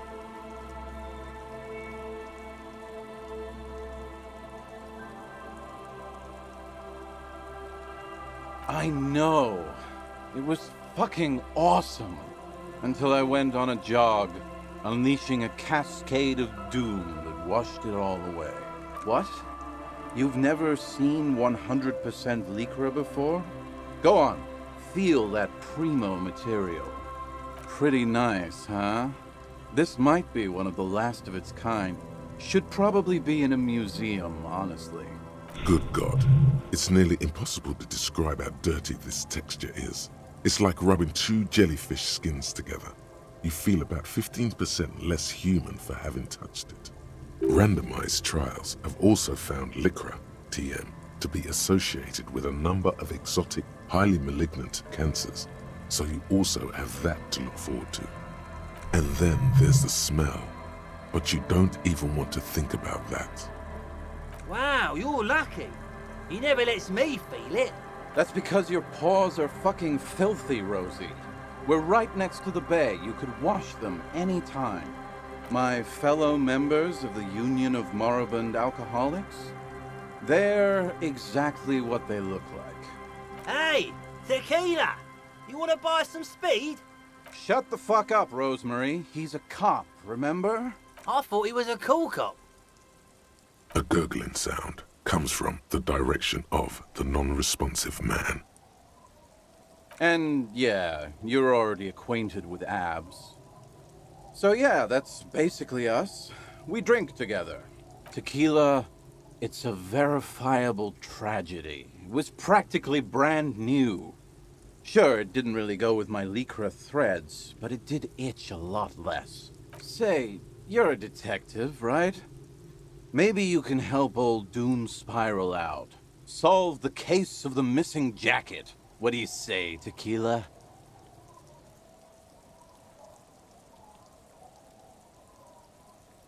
If I knew where I lost it, don't you think I'd have it?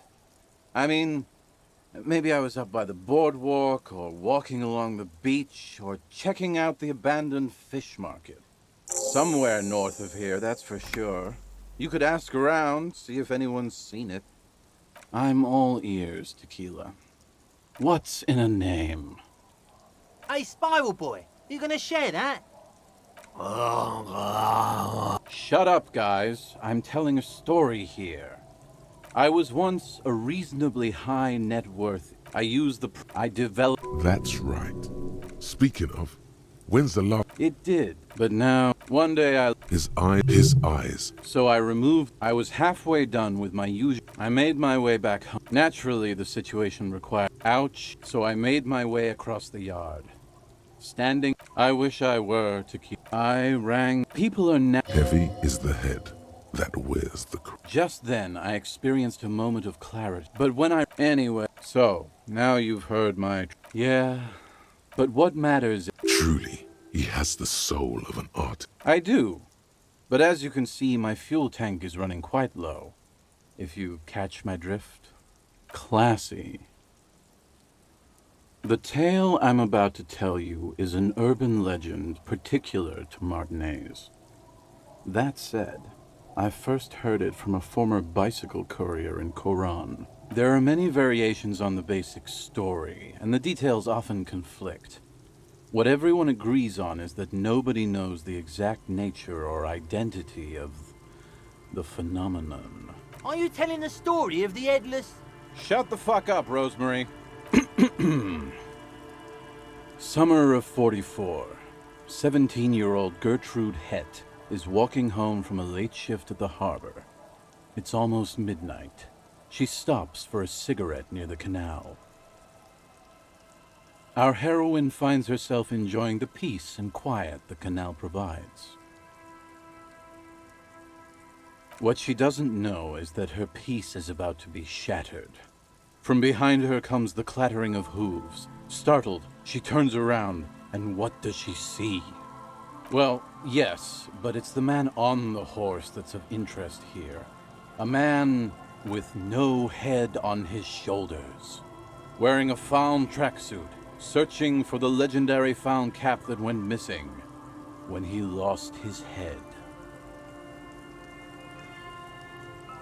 I thought that he rode a headless pig. Well, there are many versions of this story, the most peculiar of which has the headless found rider riding on the back of another headless man. Yes. According to legend, young Gertrude Hett had to endure years of psychotherapy before she was able to look at a horse or tracksuit again. And she's one of the lucky ones. Gertrude Hett may have been the first to witness the headless found rider, but she wasn't the last. Oh no. Tell him about the two feminists by the locks. Fuck, Rosemary, they were dating. No one said they were feminists. Everyone always misremembering this stuff. This wouldn't be the Ponte Delgado case, would it? What? You know it? I read the case file. But please, go on. Right. Early autumn of 46. Ula DuPont and Eva Delgado are fishing near the waterlock long after the sun has set. The wind picks up. A sky already dark now blackens. Water starts falling from above. The first cold rain of the season. The women are caught in the downpour. They act quickly. Eva gathers the rods whilst Ula turns around to reach for the tackle box. Don't turn around. Don't turn around. When she sees something, her shriek is so violent that the residents of the nearby apartment building believe lightning has struck. But there is no lightning. Only a heavy downpour and the silhouette of the headless Falm Rider looming on the horizon. Ula makes a run for the shore, but Eva slips on a wet rock and disappears into the cold, cold canal with nary a sound. Her body is never recovered.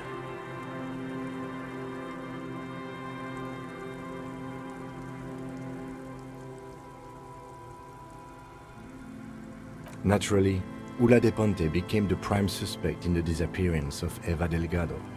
De Ponte maintained that it was the so-called headless Fallen Rider and that she ran, fearing for her life. During the investigation, it became apparent that there was a love triangle, the third party being some small-time businessman. I don't remember the exact details. The leading theory was that an argument broke out on the jetty and De Ponte pushed Delgado into the canal, then cooked up this stupid cover story. No, she committed suicide before she could be taken into custody. They found her in the bathroom with a rifle, her face slowly peeling off the ceiling. Not a pretty scene. Man, that's some grisly detail. Oh well, here's to another case closed. Anyway, that's the story of the headless Falm Rider. Pretty crazy, huh?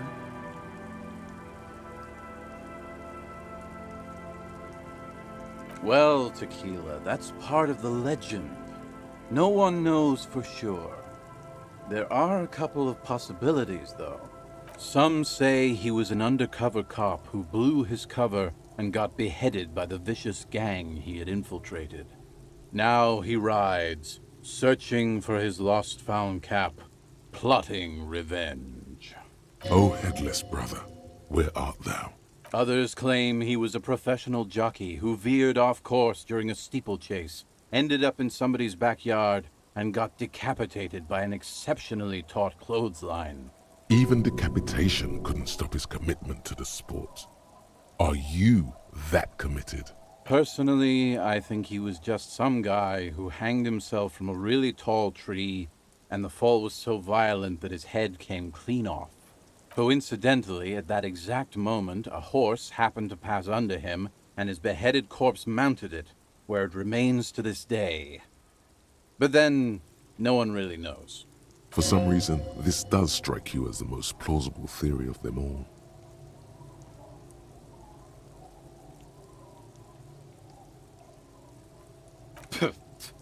Like you could do better, Tequila. Anyway, to each his own. You want to hear any other stories?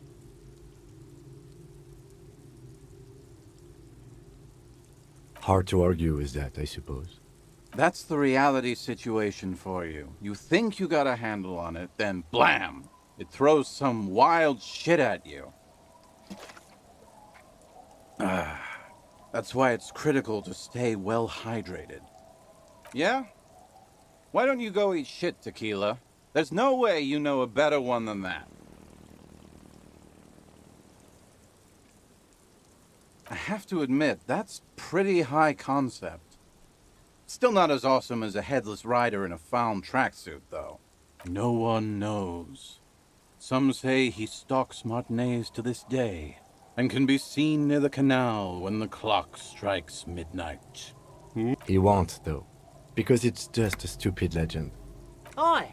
I saw him one night when I was right shit-faced. He breathes in deep. The tale I'm about, there are many... Are you telling the... Shut the fuck...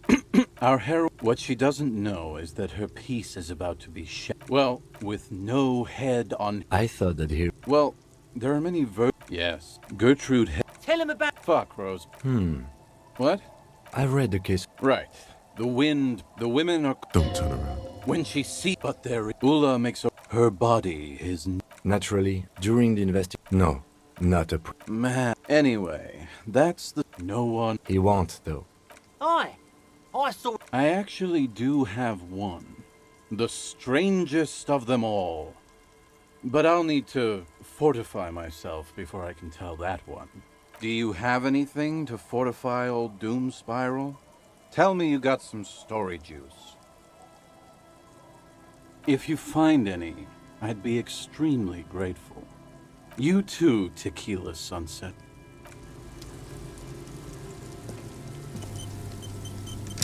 Good to see you, friend. Do I have deals set up for you, buddy boy? So what do you want? I got smokes. They're cheap. Very cheap. I got Pilsner. Great deal. You won't get a better deal on that piss. Spirits I can let go for 300 real. I also have speed. And by speed, I mean amphetamine. See? There it is, Bratushka! The spirit! Let's buy the spirit! 300 real is a lot, but this has to be done!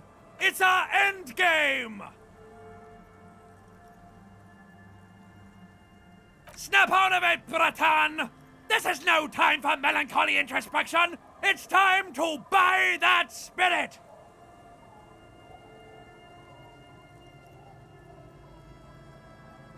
Bratan, you don't understand! It's not just another drink! This is what our relationship has been building towards all these years! This is the climax, the mystery, the virginal sigh!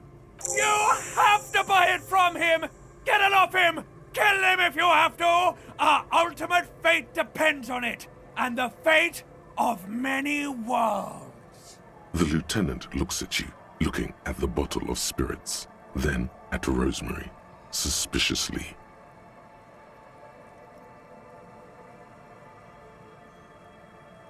See, friend, it's real valuable. Worth every real, if you catch my drift. Got it from a bit of a business venture. You know, it's funny, actually. He's finding it difficult to focus his watery gaze. What? This guy. Conversation might bring a discount, no? Oh, this is medicinal spirits. The good stuff. Got it from the doctor's office. He ain't shitting you! Medicinal spirits are a blast, Bratan! The flaming truth of this joke of a world! I got one of those scientific ampules a few months ago. Torpedo, they call it. It's supposed to keep a man from taking a drink. Didn't stop me for shit, that's for sure. 5 lemons with half a pack of butter and you're good to go. It really isn't. In a week, the goddamn kidneys started giving me all kinds of help. Finally, the missus took me to a private doctor's office. Not a charity, the real thing. Those arseholes. Those arseholes charged me 4 real to remove the damn thing. But I came out on top after all. The idiots left me alone in there. Now, I used to teach high school biology. I know what doctors use to preserve dead thingies. Swipe 3 cans of this blue medicinal stuff from the back room. Threw the snakes out and voila! What's left is this beautiful blue stuff. 98.7% almost pure alcohol. 2 I already sold to these fine gentlemen here. But this last one is yours for 3 real, if you want it. Don't say it.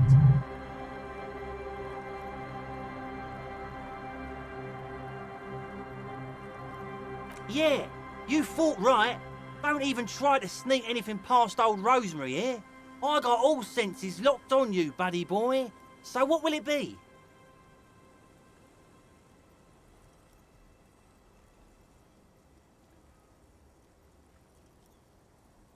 Aye, that's what I said just now. 300 real. Don't you try to trick me, buddy boy. Now you want it or not? You acted with great compassion and dignity, not taking advantage of this man. Praise thine honourable heart. So what do you want then? His tone is aggressive. You're getting on his bad side now.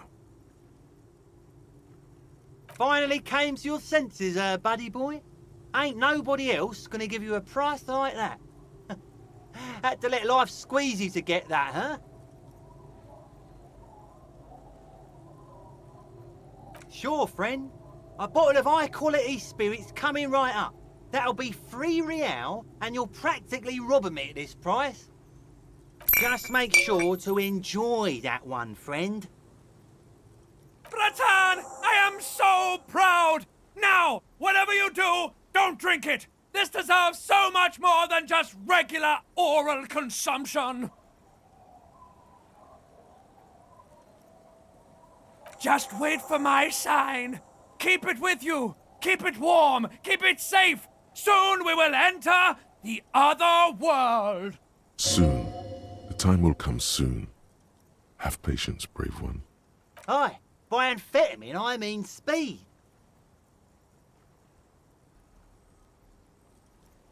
Good, my man. Now what can I offer you?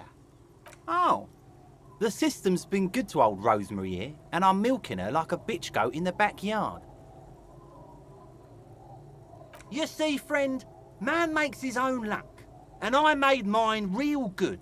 Got my hands on 3 bottles of liquor exquise, sold 2 to the fellows around here, and immediately invested the profit.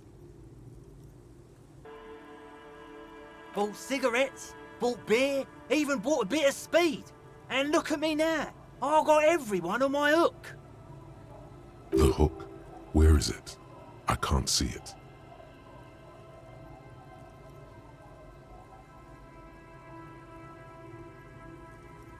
Of course. It is what it is, you know. What it's always been. People, buddy boy. It's the people. He has long forgotten what you were talking about.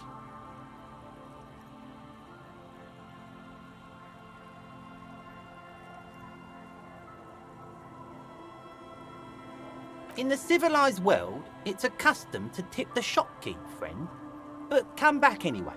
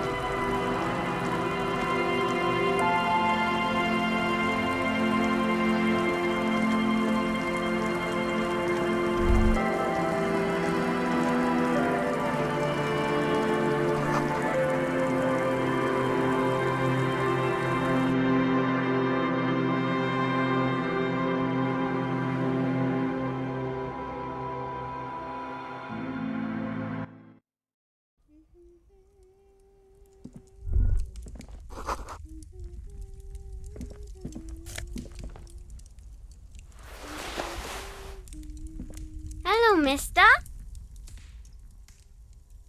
She clutches a small stuffed animal.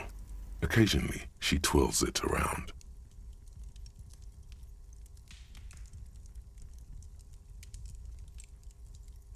It's a grouse. You might be able to get on Gart's good side if you make up for the skua you broke.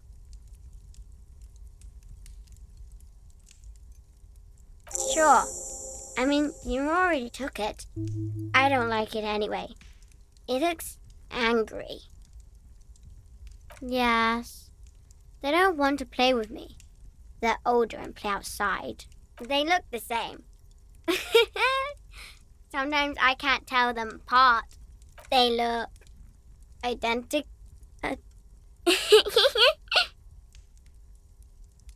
Yes, I am. Little Lily. You know my mom? That's nice. My mom is great. She's never angry or anything. Oh, I had gloves. Very big ones. Heavy, too. Where did you get these gloves? Found them when Lemmy and I were playing hide and seek. In an empty house. Where no one lives. I think someone hid them there. She doesn't want you to think she stole them. I hid them. The twins were going to take them. They're stupid. We're going to need those gloves. It's for important police business. Oh. They're in my sandcastle.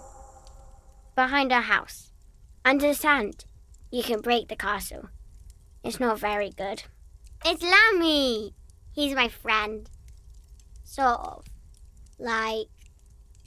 Lambie is a stuffed lamb that, admittedly, has seen better days. One of the eye buttons is missing, and the fur is tattered in several parts. Yes. Very soft. Isn't he soft?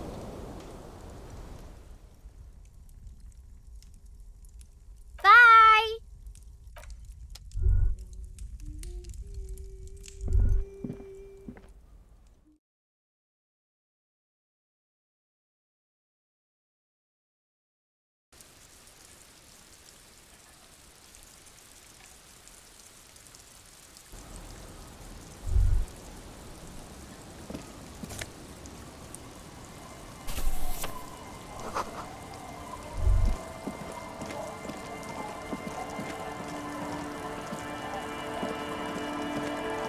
Weather has not been kind to Lily's little sandcastle. The once mighty towers are quickly eroding away. You can see something shining back to you from what must have been a vast underground catacomb network. The walls and floors give way to the giant's greed, collapse and present you with a pair of ceramic gauntlets. Congratulations.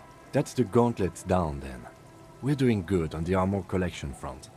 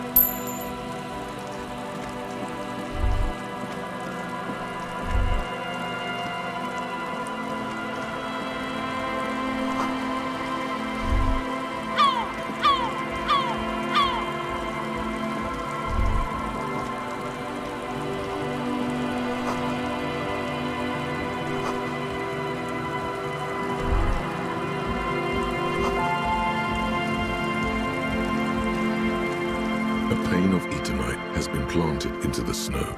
2 poles are holding it up. Barely holding it up. It could fall over any minute. A stronger gust of wind might be enough. It looks like a makeshift bridge. Could be convenient. The pane falls into the icy snow with a soft thunk. We should ask that girl on the ice what's going on here.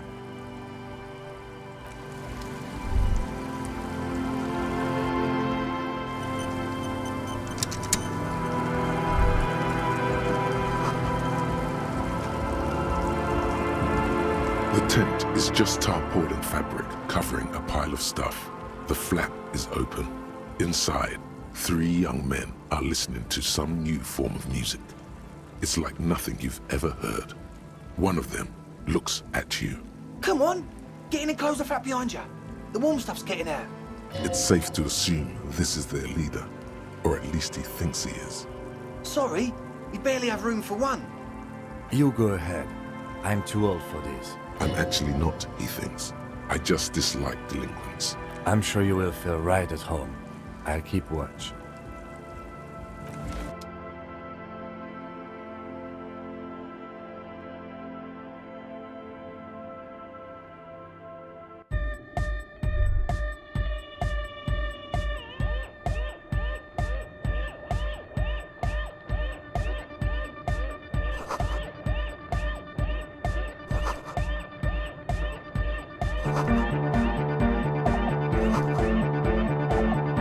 You see a youngish man bleaching the tips of his hair with a toothbrush. He puts the toothbrush down and extends his hand in greeting.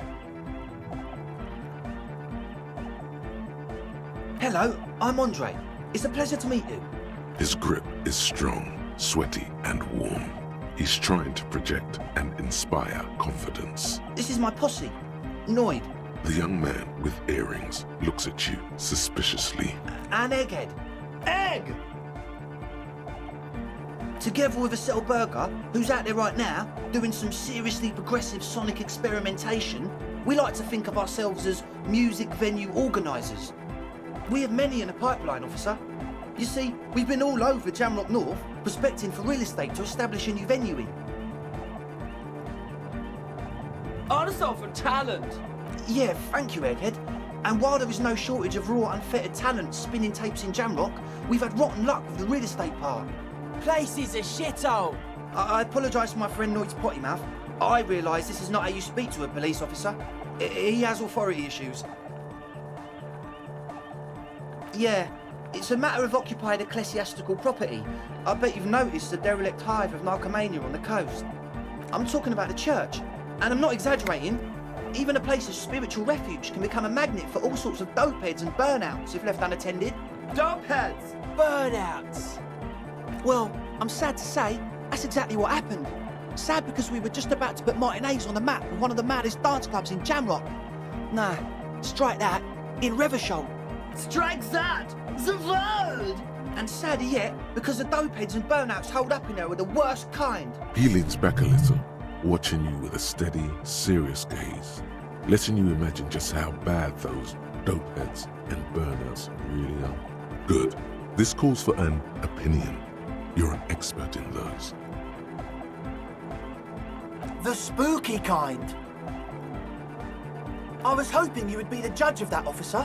All I can say is, their spookiness is the kind that keeps us from restoring this church into a community centre and a place of spiritual refuge. Also, they don't eat or clean the building. Shit's gonna collapse. People just wanna spin tapes without them spooking it up. Place has bad signs. No one can dance like that. Thank you, Egghead. So you're gonna look into it, right? It should be a police matter. Getting them out. Whatever spooky stuff they're doing, I'm sure it's not what the Ecclesiastes meant their property for. All right, man. Andre is obviously very happy you took him seriously. The whole tent is. The boys exchanged giddy looks. Truth is, I don't really know. None of us do. I don't even know how many there are. All we've seen are glimpses.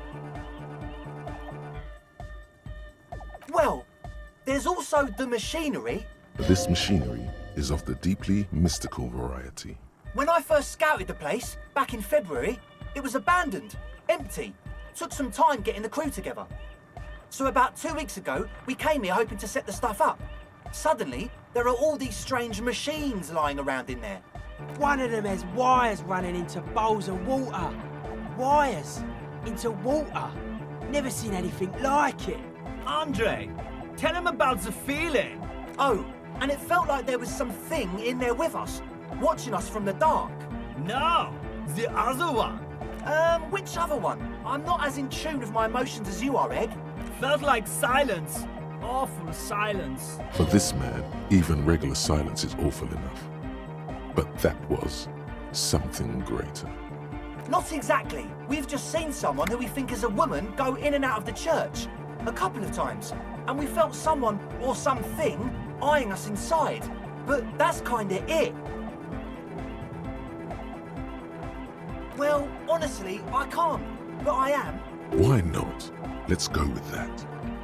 I'm 70% sure they're substance users. Don't let the technology fool you. Like, you aren't alone, you know? It wasn't quite human, if you know what I mean.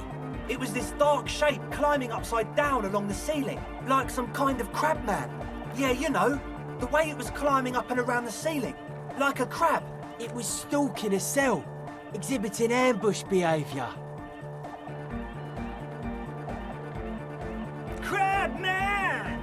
Yeah, totally. I mean, I didn't personally see it.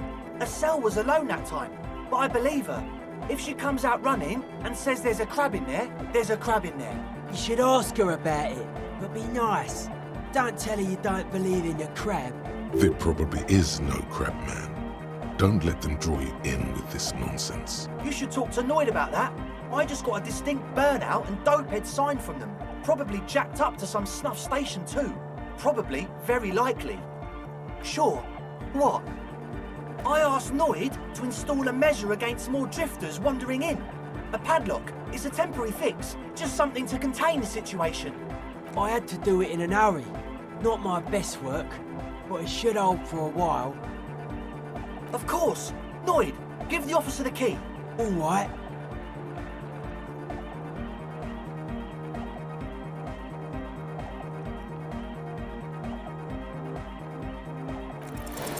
It's as if time has frozen somehow. You think you can sense the key moving in the air. Yeah, this is going to be way cool. Blam! Straight in the eye. Straight in the old eye orb. In the looking ball. A stabbing pain. Tears stream uncontrollably from your right eye. Man, I'm super sorry. That was totally my bad. I got overexcited. Threw him too hard. I'm sorry. He looks like he's genuinely sorry. He didn't throw them better.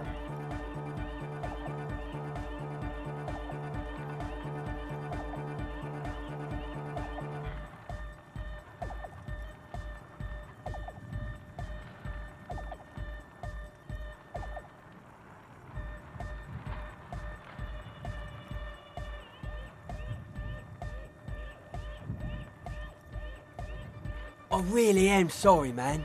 Just take this, okay? Wow, looks like there's quite a lot there. I hope that settles it. Or wait. The key? He is shifting in his spot, uncomfortably, still feeling sorry for the mishap. We were talking about the padlock, I think. Not long. Like a week, maybe? I'm super sure they're alive. I mean, come on. I'm at least 90%, maybe 85% sure they're still alive.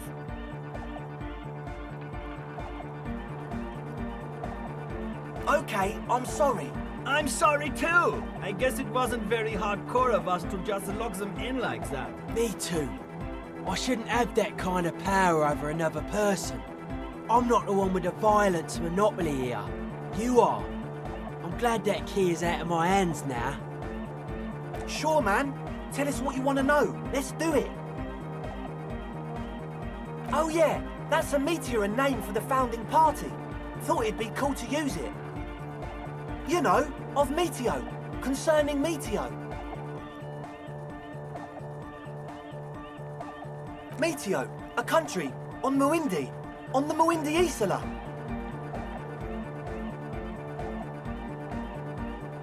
Come to think of it, I've never really looked them up, you know. I can't give you a precise definition, but they're a very powerful religious organisation, and they have roots in ancient mass society, and they're the custodians of the Pericarnassian Church.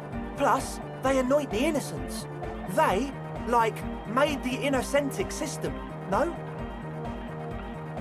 You're totally wrong about that. The Pericarnassian Church is about love, and Nordic music is about love. I got love for my Pericarnassian posse. Love is the relay out of death. We dance. Love is hardcore. Unity. Unity. Make some noise for my Insulindian posse. You feel it. The anodes and the cathodes coursing through you. Your big toe starts tapping along to the base, as if testing the waters.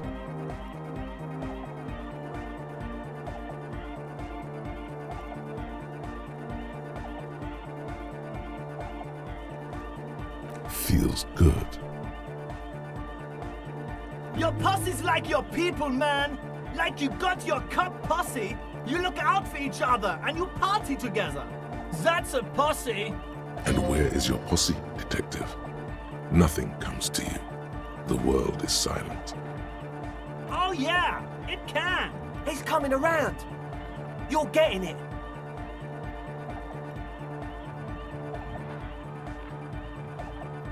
Yeah! Yakokata! The place to be! He seems ecstatic that you share his vision of Pericarnassianism. Do it for the masses. Do it for the crew.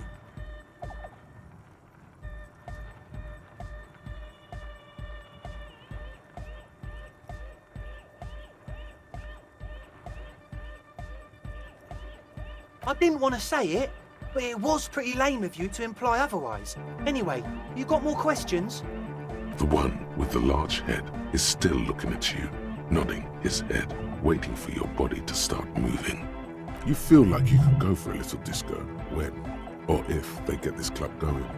You've got it in you. Yes. What? Yeah, good to have, bitch to carry. When I first scouted the place, I did some reconnaissance. I'm not sure the church even has running water. Oh. It's the one they sell at the fuel station. It's like he's lying to you, my liege. But he's slippery enough that there's nothing for you to grab hold of.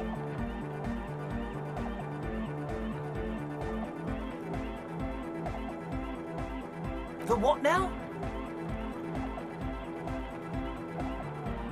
Oh, the old Ultra.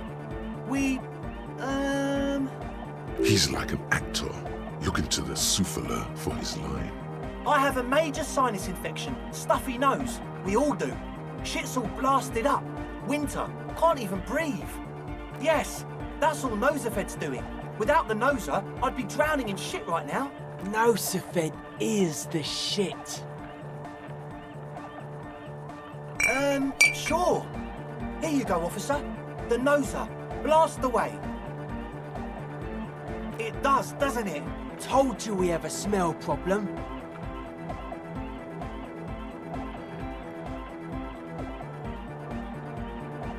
Ether? I don't smell ether. Do you, Noid? No. He sniffs the air, then shrugs. It doesn't take a forensic scientist to guess it's drug-related. They look and act like the kind of guys who've done their fair share.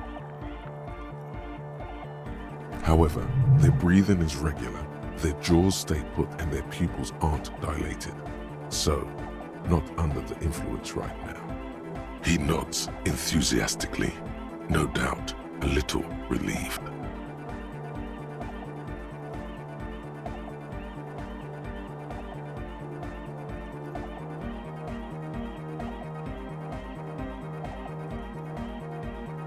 As always, we'll be right here.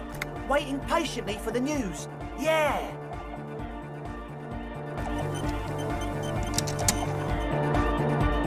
A young man with peroxide blonde hair holds up a Harman Welshi tape player, nodding along to the music. He looks at you with a knowing smile and says, as though you're supposed to be sharing some tremendous evangelical secrets. Hardcore! It's hardcore! Skibber-dee, skibber-danger. I am the rearranger. Your cop training did not prepare you for this. What to do? Could there have been a right way out of this garden of forking paths, you think? The young man with the tape. This is hardcore. Hardcore! Hardcore to the mega. Internally coherent. All car! All right! Yeah! He furrows his brow as his very large head traces the sublime invisible movement of the music in the very real air of the stuffy tent. Hardcore! Ah! Is it though? But is it? I mean, really? Feels like you should reply with the very pinnacle of idiocy here, so that things get totally transcendent. But you haven't gotten there yet, so you don't know what to say. I am the mic enforcer. I am the chick's checker. Yeah! Back to the heavyweight jam. Hardcore! Hardcore! Hardcore! Internally coherent. All He furrows his. Hardcore! Ah! Is it though? One mind, one spirit. There's no. So you had a talk with Andre, and now you want to discuss things with Noid. Good. It's good you talked to Andre first. Gave me time to get a reading on your sign. Can't really talk to people before you get a reading. Yeah, gotta compare. See if we can align. I suck at socialising, man. Even now, our sign synchronisation is way off. But I'll see what I can do.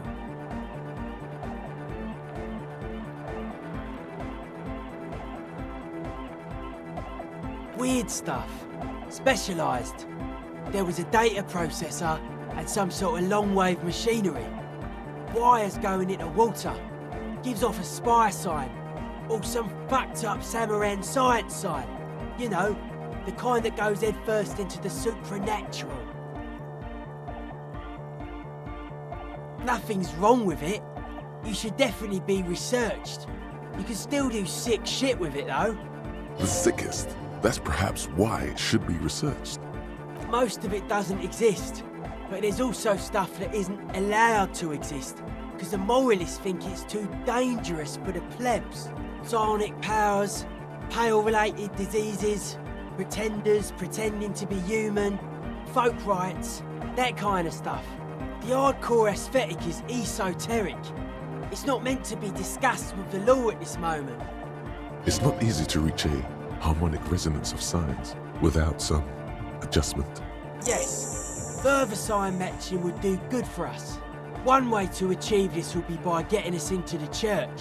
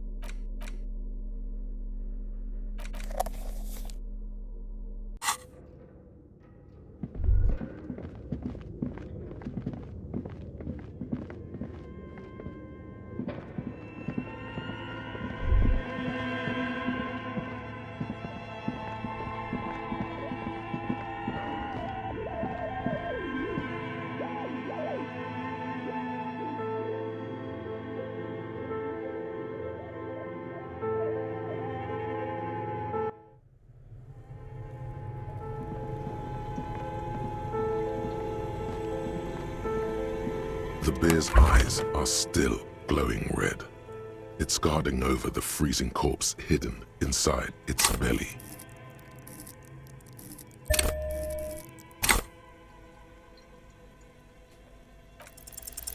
Your arms reach out and your eyes close, as if by their own volition. It's dark all around. You feel cold, slippery flesh, first with your fingertips, then under the palm of your hand.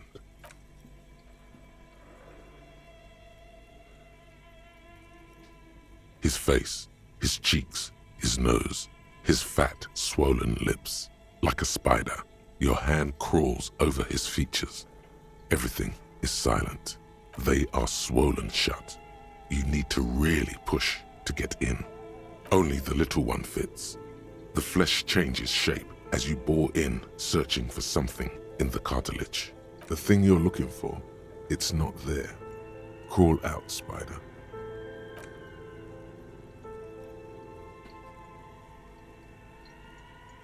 The oral cavity is cold and moist. A ball-like tongue attaches itself to the base of the mouth, lolling around like a scallop. You're on the right track. A vision of black and dark red death, pried open by your naked hands and studded with teeth. Looks like he's laughing.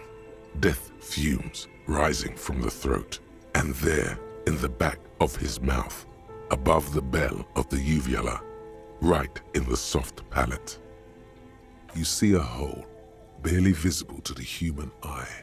It is swollen shut, almost vanished. No larger than 0.4 centimeters in radius, the edges appear darkened. An abrasion collar. This is what we're after. Abrasion collar. A black trickle of liquid runs into his throat from the wound. Your index fits right in there. A tight tunnel of flesh opens up.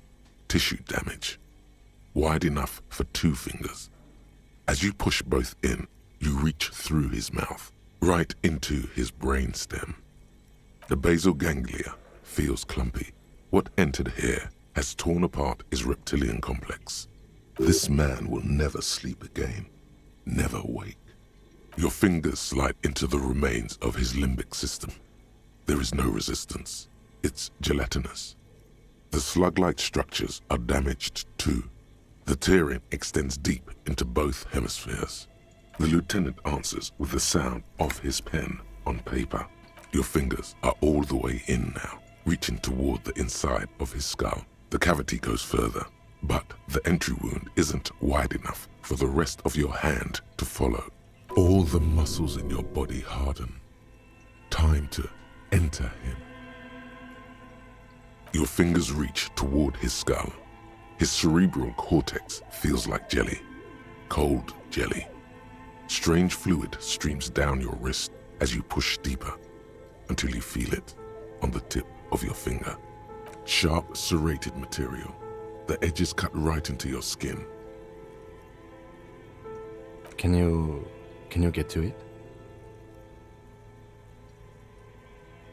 There's a tiny crack, a protrusion in the cranium, right in the back of his head. Your finger must be pointing straight at it, from the inside. The object that is in there stops just short of the skull, in the encephalus, knocking this tiny fracture into the cranium. We have the makings of a very small exit wound here.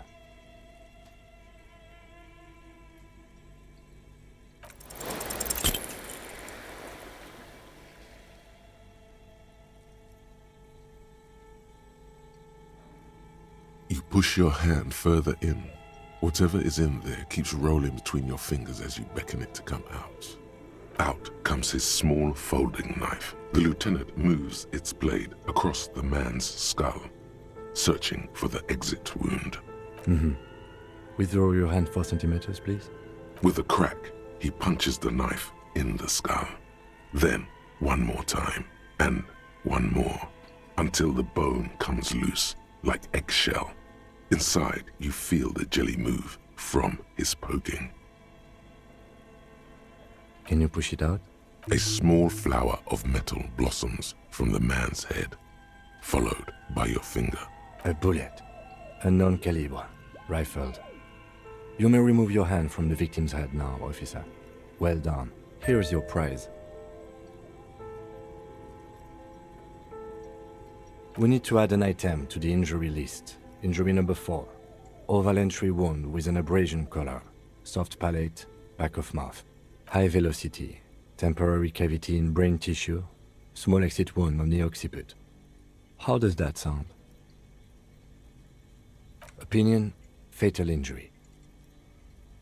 And one last thing. We should amend injury number 3.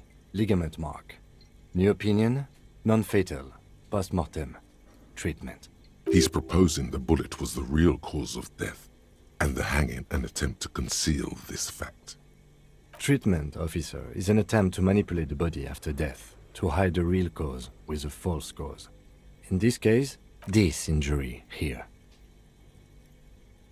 Yes, and the belt around his neck, the hanging, even dragging him to the yard.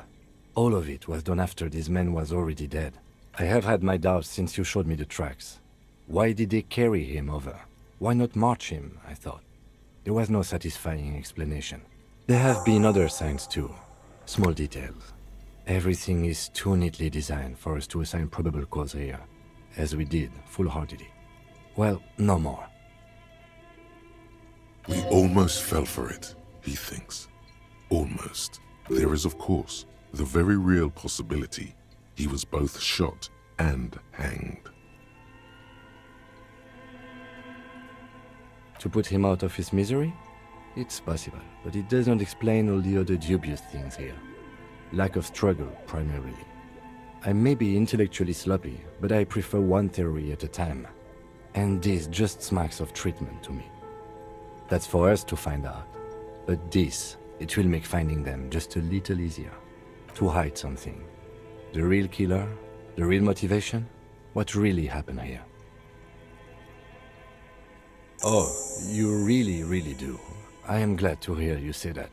Your room in the Whirling in Rags should come with a bathroom. Be sure to make use of it in the evening. Yes, we should take a closer look at it. I am certain it has more to tell us. This little thing could reveal much about the weapon that shot it. We bag the corpse and carry him to the holding pen of my kinema. I can transport him to processing myself, but I will be gone for the rest of the day. Work on the case. Tend to personal matters. Try not to do anything too dangerous. An officer needs backup in a neighborhood like this. I'll leave that choice to you. And one more thing. Great work, detective. The word lingers in the air of the basement. Far away, ice cream makers are buzzing, and the sea wind blows outside. Detective.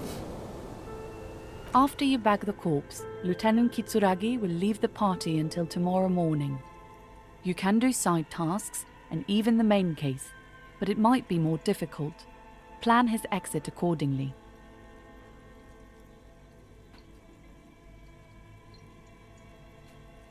All right.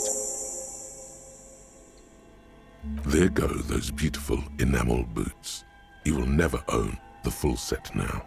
May they rest in processing. I will need a little help carrying him. You take the hands, I'll take the legs.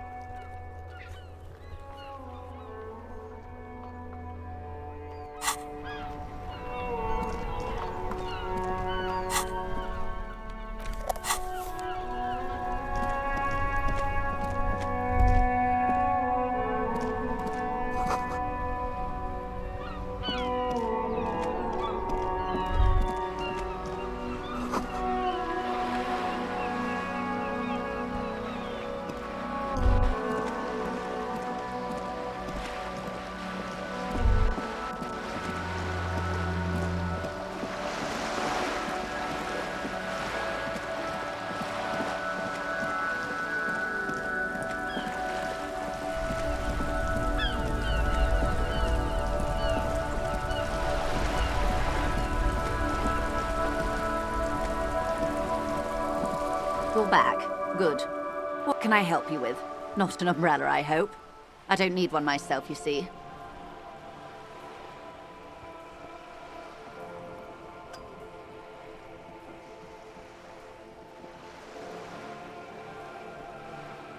Of course. On the contrary, officer. There are yet camionneurs you have not talked to. And don't look so surprised. In a time like this, it would be strange if Wild Pines didn't have eyes on the harbor. They must have someone in an overlook position, near the gates. I suggest you go back and canvass for more suspects. By love, you did. Fast, observantly, like an electronic printer. Pleased to meet you, Lieutenant W. Freighter Dubois. I am glad to see a man of high qualification. The situation is precarious. What can I help you with, Lieutenant Freighter?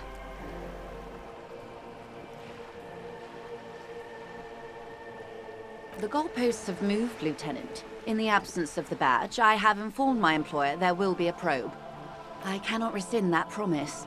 To my knowledge, the drivers are still at the roundabout. I will tell you everything I know when you've finished with them. I am glad to hear that, because let me tell you, we are in dire waters. The sooner the probe is finished, the sooner I can share crucial information with you. Now, is there anything I can do for you in the meanwhile? Tea, perhaps?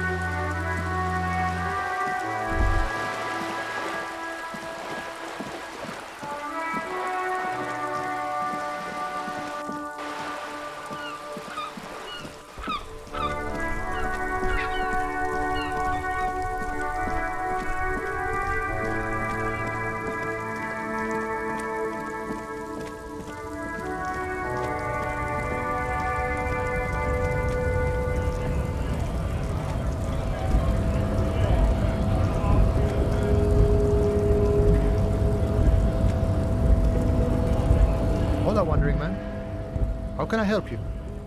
The mercenary, eh? Who could have killed him? That's indeed the question. Why even do such a thing? What a thought!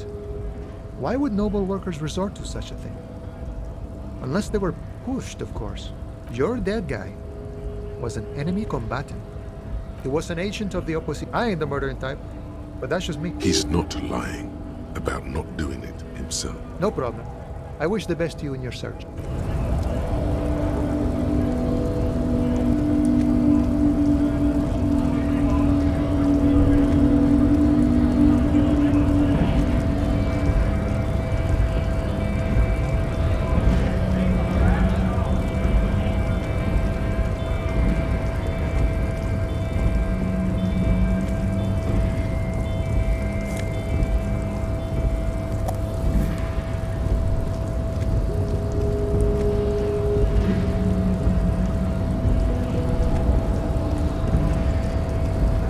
Promising race.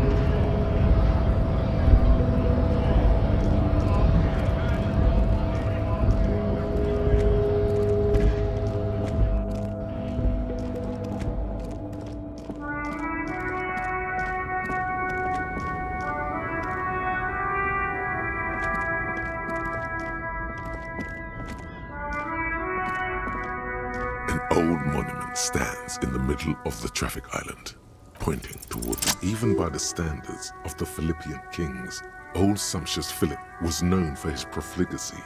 Well, he blew through the whole national treasury starting the decline of one of the penultimate century's greatest superpowers, the suzerain of Revachol. His own maladministration foreshadowed the fall of the monarchy.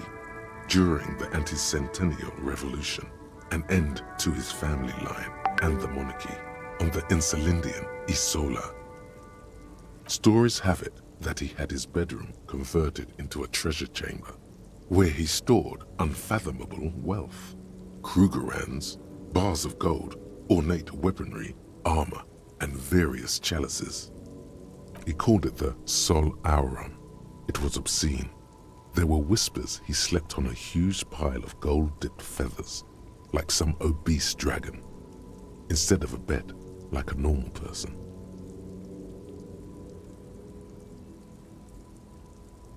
But wait, you haven't even heard about his fabled cocaine addiction.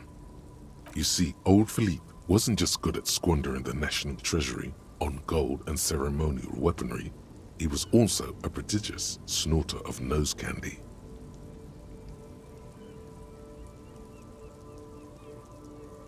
That's what the revolutionaries said 150 years later, right before they emptied out the royal mausoleum and dumped His Majesty's mortal remains in the Insulindian Bay.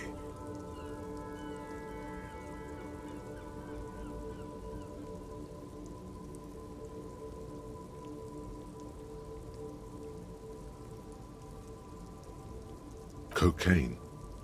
His Majesty's courtiers said it helped him connect with the higher realms. Beneath the cold waters of the Insulindian Bay, thrown there by the revolutionaries after they cleaned out the royal mausoleum.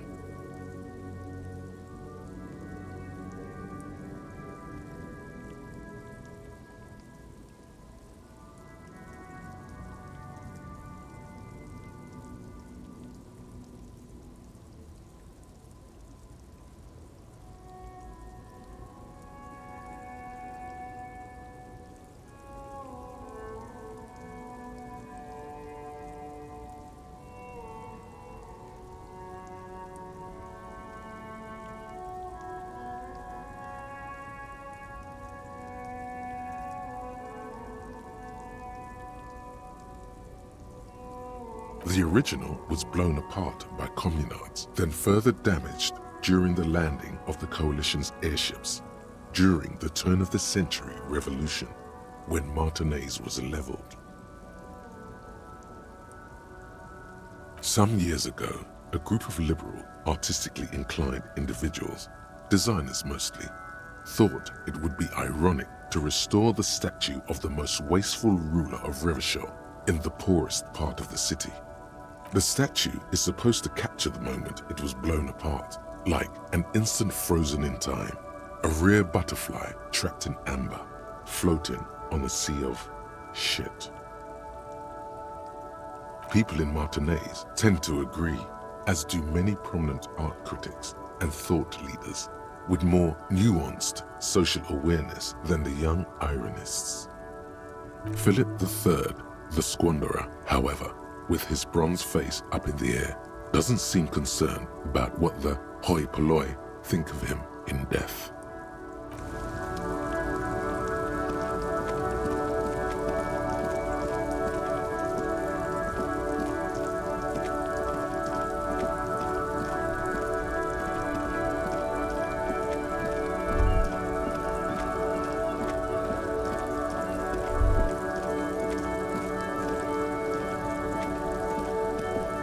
You see a Samaran street vendor surrounded by a motley assemblage of goods.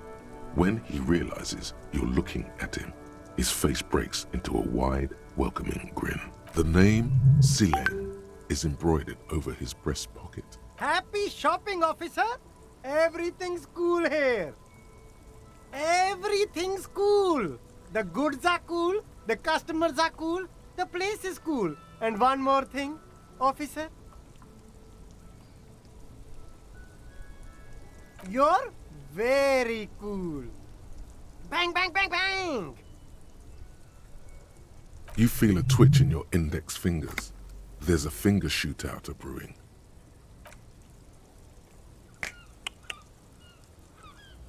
Don't shoot, officer!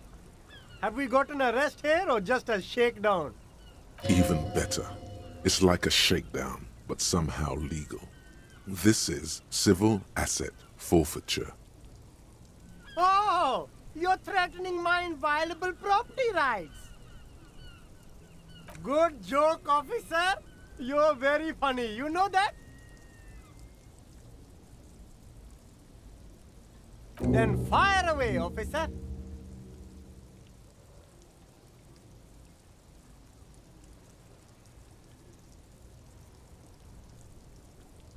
Me? It's a boring story, officer. Who cares about the past? I'm all business now.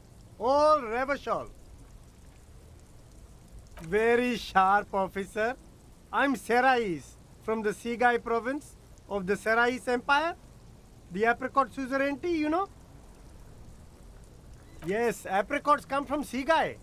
My grandma used to grow them. But Sigai is a shithole. That's why I came to Revachol. Here's much better for an independent entrepreneur. Less laws. Speaking of, why not support an independent local entrepreneur? I send half my profits back to my grandma in Sigai. Well, if it's for his grandma, you should buy a lot of things. Drugs? I don't go in for that, officer. Drugs ruin lives. Unless you're into drugs, of course. In which case, drugs are excellent. Mwah! Tasty, tasty drugs. That's so cool. You investigating the local drug trade like some cool narc? But I am not a lorry driver. I am just a street vendor. I don't know anything about that. A blatant lie, sire. Yet he tells it with such conviction. We'd believe him if we didn't know better. Who said that? It's the fat racist, right? I bet it's him. He has an agenda against me because I'm an immigrant who works harder than he does. He's a hater. No, I just said I work harder and he's an asshole. Realizing he can't get out of it. Smart man. Okay, maybe I'm a lorry driver too. A little. But that's not the most important thing about me. That's my day job. This is my dream.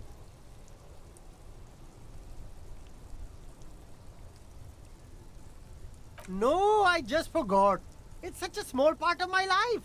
It's in the rear view mirror now. I'm climbing out of that hole. With ingenuity.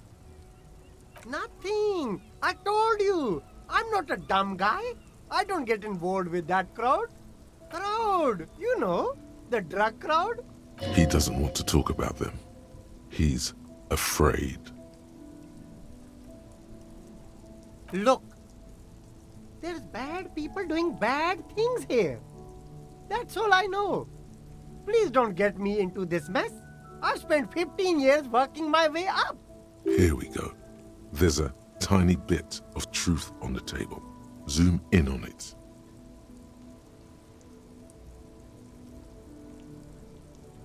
It's a she, okay? The other drivers call her the lady driver. You're better off staying away from her. The way they talk about her, she's no lady. Interesting. Could this driver be connected to the Hardy Boys?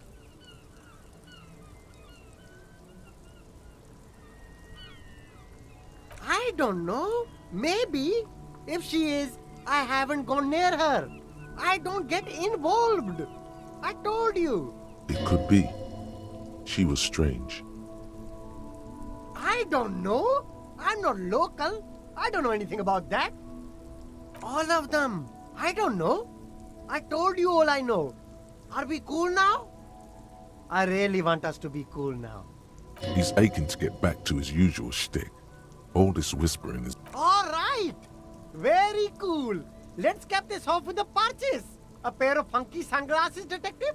You deserve it. And I deserve it too. Don't you think?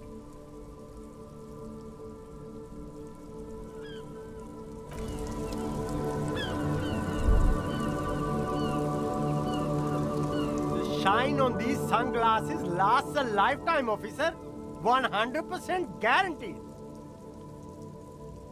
These are all boring. Boring third-rate ho-hum sunglasses made of cheap Syrahese plastic, the kind of plastic that melts in the sun. Those UV stickers are almost certainly just there for the show. These are all first-rate sunglasses. You keep coming back. That's good of You find your hat. The box smells like economical, but also trend.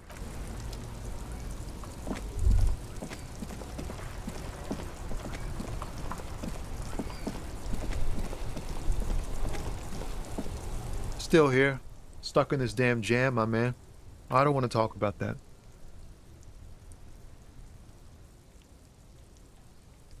Man, I was hoping it isn't going to be her. All I can say is, she isn't around here anymore. She isn't some evil drug trafficker. And I don't know where she is. Thank God I don't know.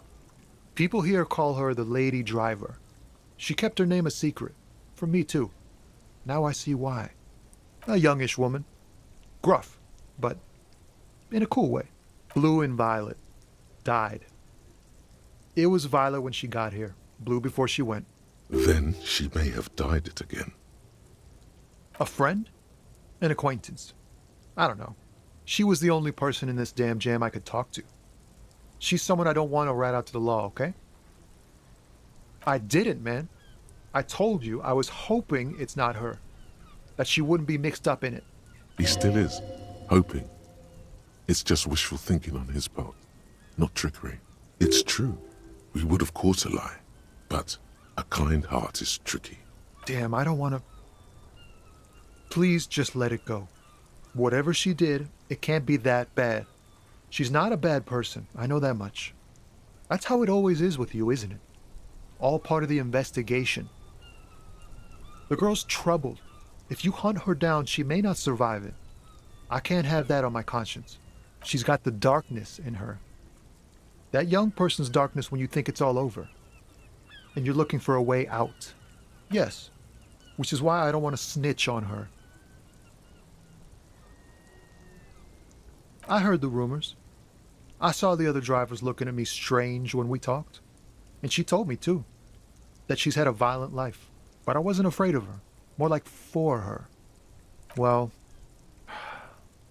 it looks like it did now. But we didn't talk about that. We talked about life, you know? She talked about her mind. The way it worked. The trouble it was giving her. Fuck, man. Go grill someone else with these questions, okay? There are plenty of drivers here who couldn't stand her, or were afraid of her. They'd be more than happy to rat her out. He's right. There are other options. The raceman, for one. The grey-haired woman. Maybe she knows something. Push Tommy and it will break his heart. And his spirit. Don't expect you to be pals. Now is not the time to focus on feelings. You need that info, son.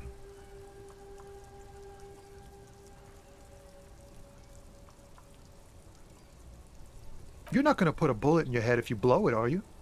'Cause she's on the edge, man. Imagine it. An explosion of stars. Goodbye world of men, money, and machines. Thank you, friend. Wow, this makes me feel like I should pick up smoking again. Would help with my rhymes, too.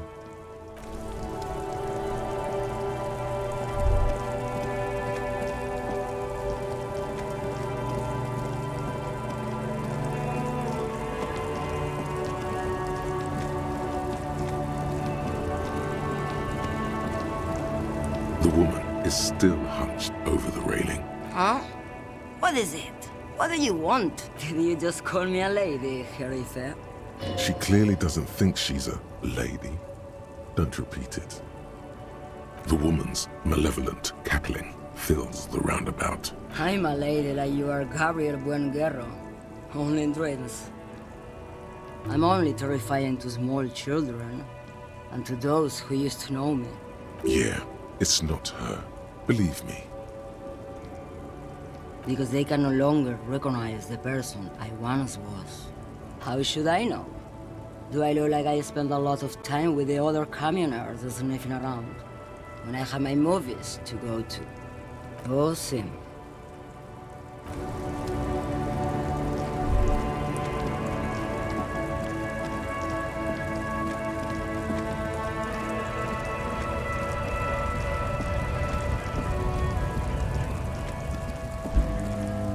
Looking for something, Hunt?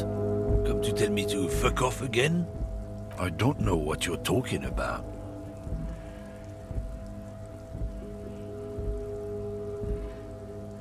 He did something.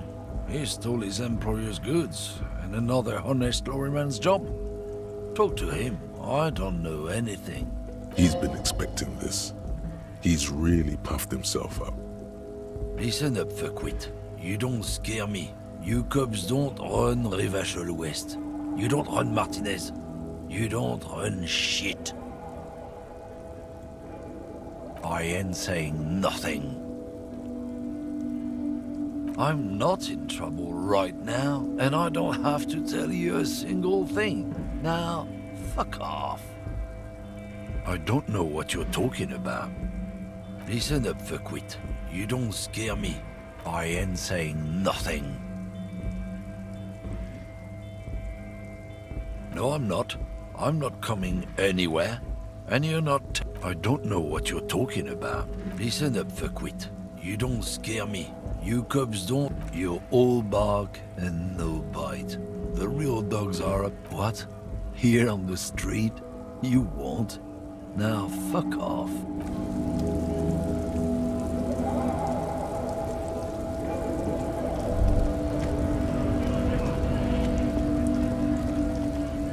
A lorry stuck in the traffic. The windows are clear. They've been recently washed.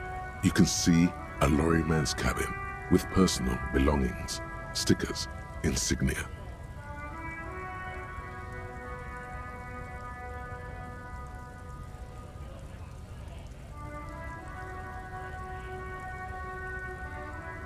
Fumes of heavy fuel oil waft over.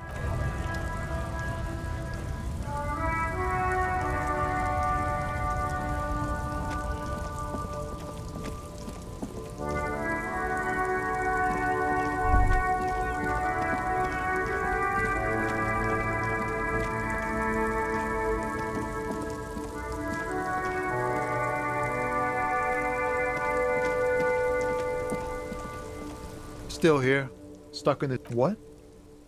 But I told you she's my friend. Please don't make me give her up, detective. Get someone else. There's a ton of drivers here. Thank you, friend.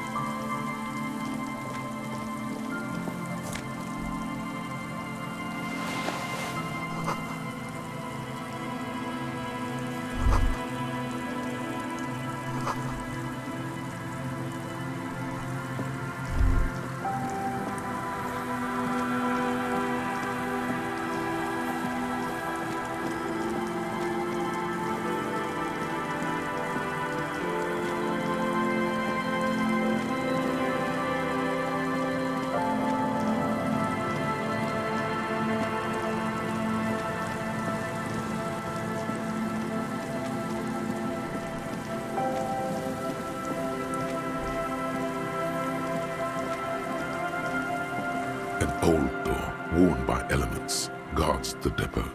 The wind has blown a sand dune in front of it. The door hasn't been opened in a long while. The concrete structure looks military in origin, over half a century old at least, but sturdily built.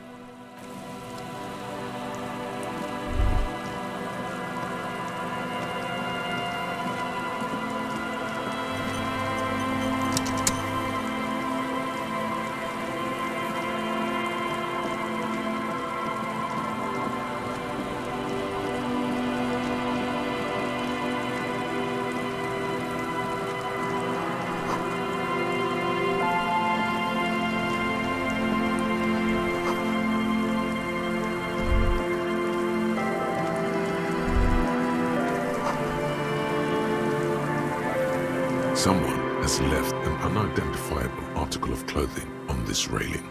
It smells really bad. It's streaked with dried seagull shit and tangled with pieces of seaweed. A dangling arm suggests that there might be a jacket beneath the crust of filth. It seems likely that it was left in the surf until someone laid it out on this fence to dry out.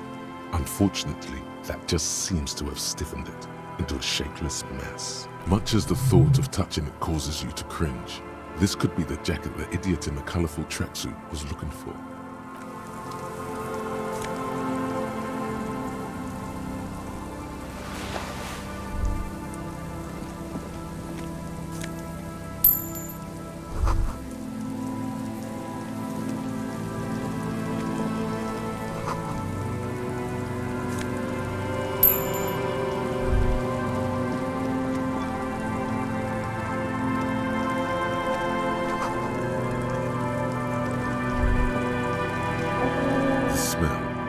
It's awful and familiar.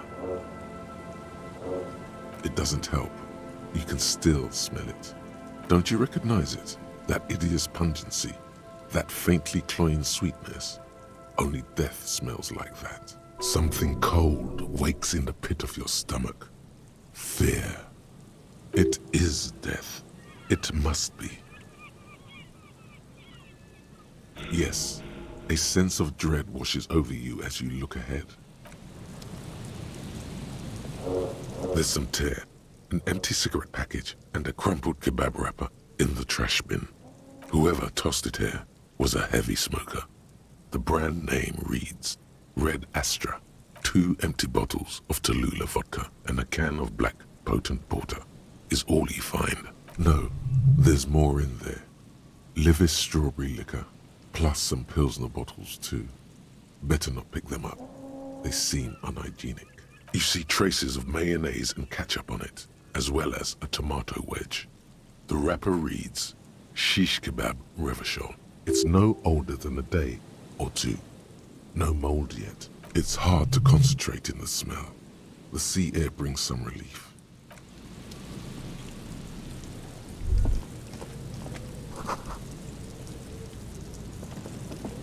A man lies on the boardwalk, his limbs bent and neck turned at an unnatural angle. Right next to him is an empty bottle of spirits. In his cramped hand, a chewing gum wrapper. Half of his body has slipped between the cracked boardwalk, starting with the right leg.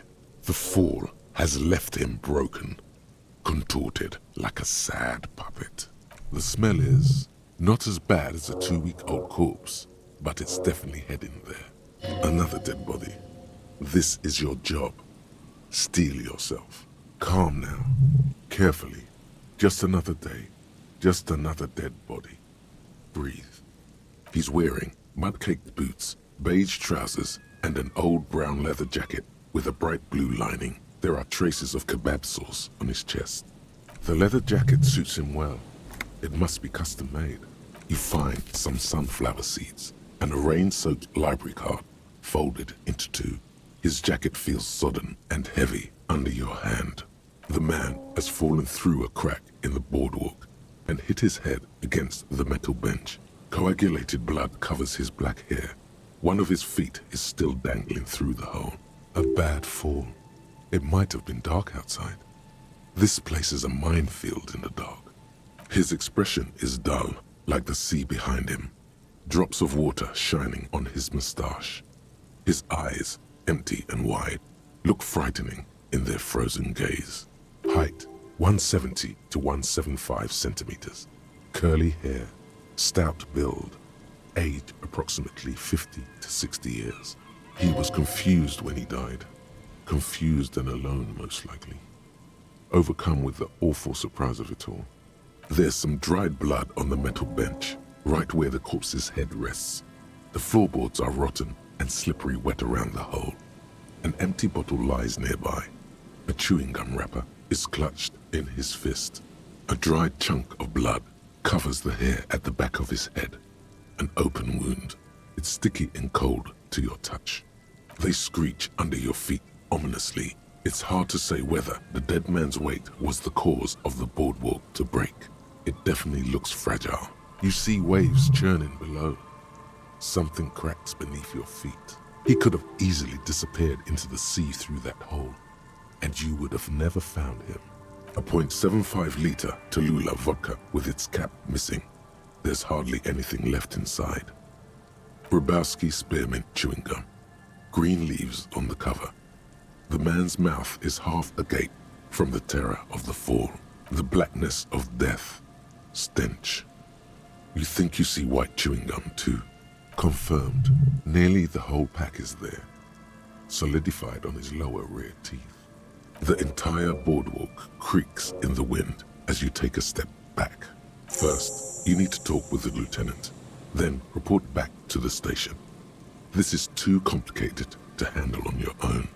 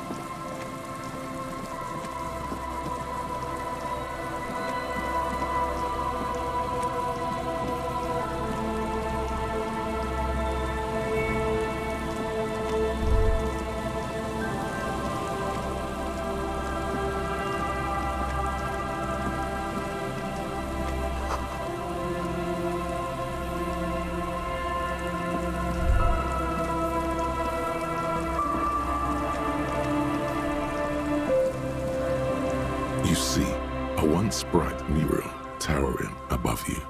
The signage has peeled off over the years, but you can still make out Feld Electrical R&D. A slogan used to intertwine with the loops a long time ago. Now, only a shadow of peeled letters remains. It says, "Tomorrow is just a whisper away." Ah, yes, their famous motto. A fine example of technological optimism from...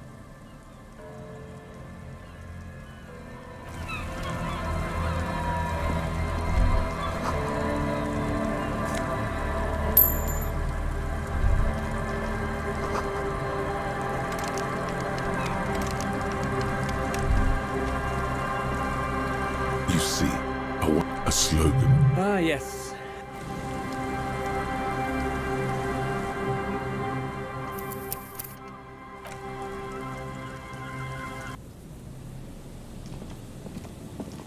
And Mikhail noticed the windows. The especially with how there are no windows on the south side. This was to deal with. You, officer! Come to investigate the historic subtext of West Martinez? I was just telling my son about this building. Not many people appreciate the historic significance here. Very rich in hypertext. Oh yes, so Mikhail. They had to deal with monitor glare, especially in the summer. They still had vector monitors back then. That was 49 years ago. So they didn't have windows on the south wall. Yes, hypertext. Young Carp and the collection of cultural hyperlinks. Very important. Mikhail, say hi to the officer.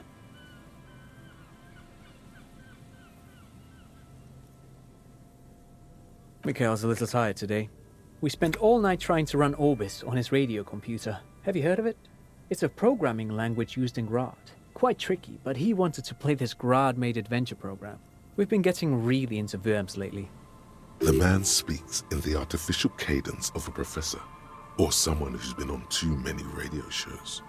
But I assume you're not here for giant worms when there are so many real things to see.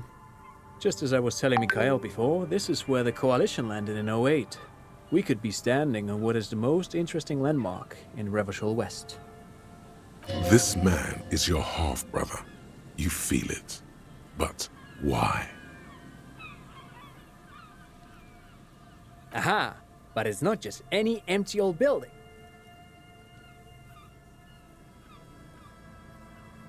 What not a lot of people know is, this used to be the R&D department of Felt Electrical. And Felt, which now sells ink cartridges mostly, was once a top dog in the turn-of-the-century cybernetics boom. Hold on. What's R&D?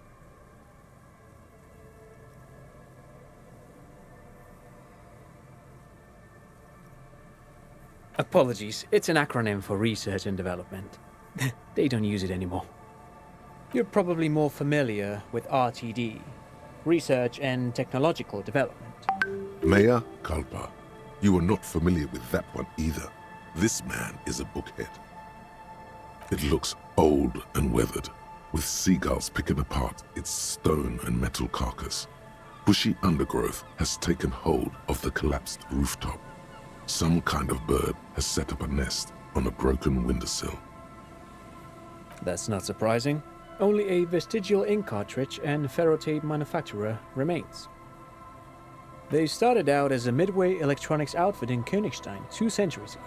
After an aggressive move to Revachol, Feld became a global player in the emerging personal electronics market of the pre-revolutionary era. Still, Tricentennial was beating them in business machines. But Feld had an ace up their sleeve, or should I say they were developing an ace up their sleeve? I'm mixing my metaphors here. It was here in Martinez, possibly in this very building, that they developed prototypes for a tape computer. An elegant folding mechanism of rollers and ferrotape ribbons, portable enough to be a take-it-home solution, revolutionizing business machines, possibly even bring them to the average consumer, which is a feat of engineering even today's giants, Rehm, ICN and ZAM, haven't achieved yet. He assumes something like a combat stance, facing the wind. Indeed. What? The revolution! Unfortunately, their moonshot project never made it to the market. Feld's move to Revachol backfired. The revolutionary government liquefied their assets and expropriated those very advanced prototypes, possibly from this very building, or one of the adjacent ruins. All of this was built by Feld, even the boardwalk. Wild Pines built Martinez proper as a resort for their middle management. Feld built this side of town for R&D.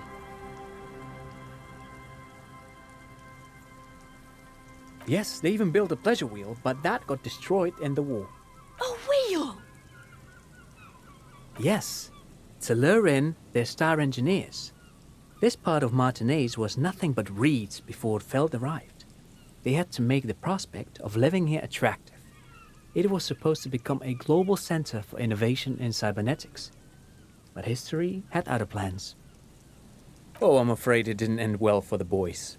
But this story is a bit too dark for little Mikhail here. Now, if you were to ask about tape computers, they used them for military communications, but also to write and send out press releases, the most notorious example being Le Décret de Mars. What's the Mars Decree? I mean the radio transmission sent out to news agencies and world governments by the newly created commune of Revachol on the 7th of March in the year 02. It's a beautiful piece of text, actually. A singer-songwriter I know, Charette, called it a love poem to Revachol on her political concept album, Bon Baiser dans ce Lind. You should read it. Every local library in Revachol stocks a copy of the decree.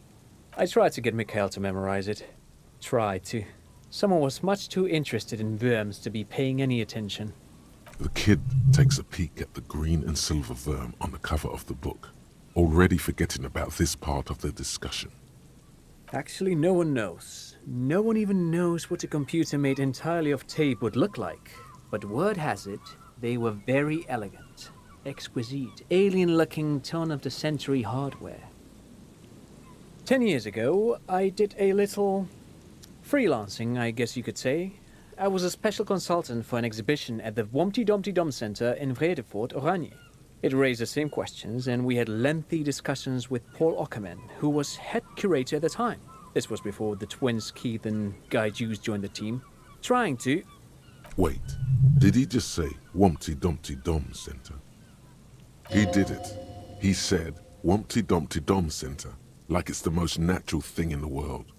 What the hell is a Wumpty Dumpty Dum Center? And who the hell are Keith and Guy Juiced? The Wumpty Dumpty Dum Center for Contemporary Art.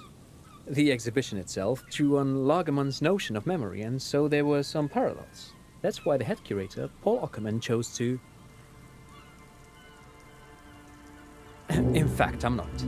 The Wumpty Dumpty Dum Center is a place you can visit if you're ever in Vredefort and are ever in the market for an exhibition space / contemporary art research center. But perhaps I should return to the tape computers. As I was saying, the device itself was very elegant, fragile even. One could write directly on the tape using a special chemical solution. The machine would then analyze the handwriting, perform operations, and project output onto a white screen. It was a beautiful, delicate thing. Made of black film and folding tape structures. Even one would be very useful. Though I understand the socio-economic causes of the revolution, it pains me to imagine the revolutionaries setting fire to the precious device. But so they did. The Feld playback experiment vanished into the fires of 07. Yes, the official name of the prototype. Some sources report it as the Feld playback experience, but those are incorrect. Who knows? Maybe it was an accident, or maybe they didn't want the technology to end up in the wrong hands. Either way, they're all gone now. All 3 versions of the prototype. Nothing but debris and ashes remain inside that building. But of course, what else? Sure, what's on your mind? But of course, I do have some money, yes, but that's not what's really important here. He's not gonna give you money. What are you doing? Clearly you were just profiling. Of course, Detective, I wouldn't have assumed anything else. Matter of fact, I don't know if you're familiar with this, but the Vespertine Department of Justice has published a rather interesting paper on the criminal profiling in former socialist states. Have you read it? If not, then you definitely should. If not for tips and tricks, then just for theoretical curiosity. Anyway, that's just a little something that sprang to mind. You were saying? No, thanks to you for having me and little Mikhail here to pick your brain. A very interesting conversation indeed.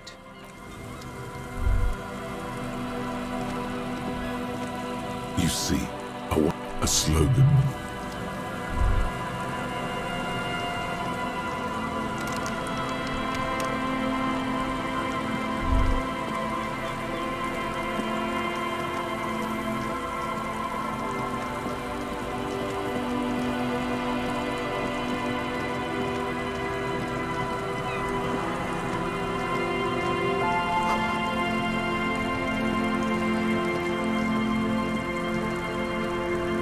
Go.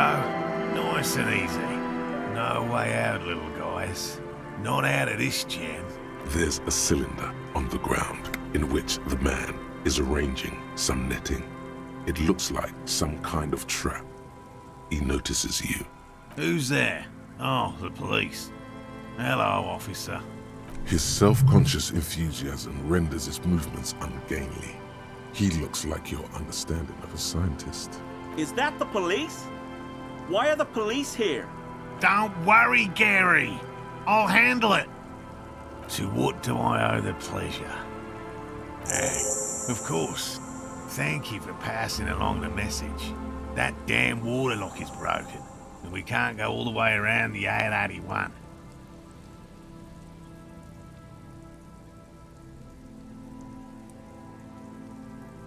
You broke the water lock with a motor carriage.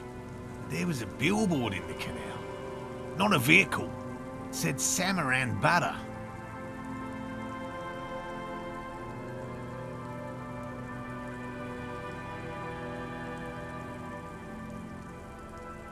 Why?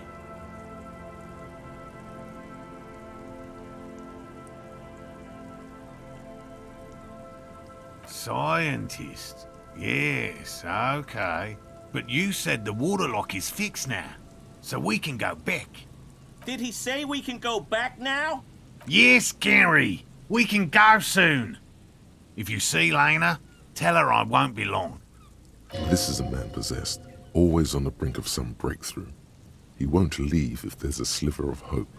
The great find might happen today. I just have to do one more round. See if the phasmid has taken the bait. Then we're going. Well, first of all, it's damn difficult to find, which is why we've been knee-deep in the reeds laying traps for it. Good question. Being a phasmid of the order Phantasmodea, a ghost insect, it disguises itself as plant matter. In this case, the reeds. Awful lot of reeds around, aren't there?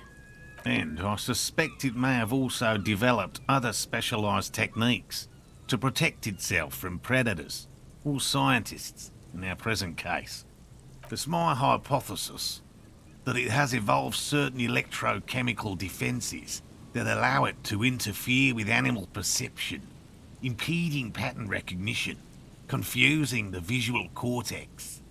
But I cannot describe how these defences work, much less how they evolved, without studying a live specimen. Yes, it makes perfect sense. You're beginning to suspect there's something paranatural about this phasmid. I'm expecting it to be quite giant. One known species of phasmid, called the Megaphasmodea zoensis, is about the size of a grown man's forearm. So, Seems puny, to be honest. typical rookie assumption. Insects are much more sophisticated creatures than those unversed in zoology give them credit for.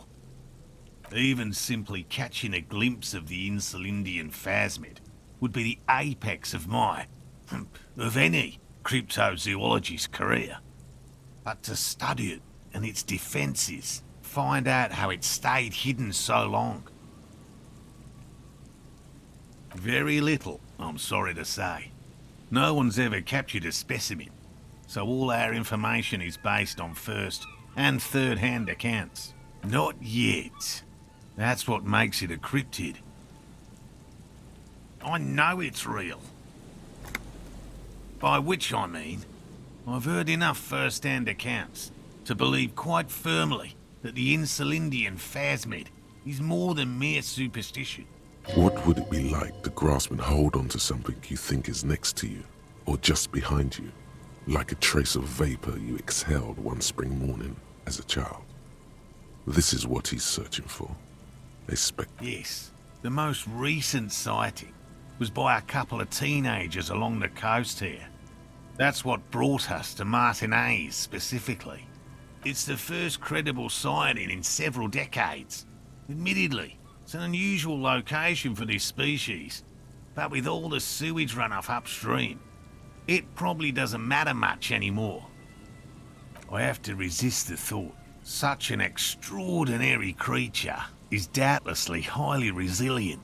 After all, it's generally thought to be capable of parthenogenesis.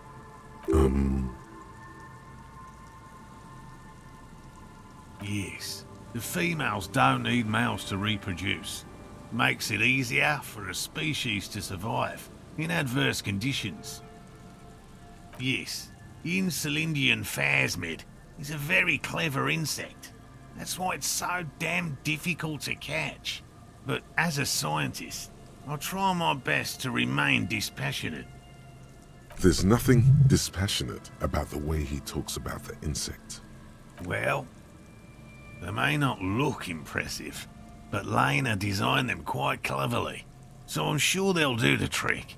Yes. Simple.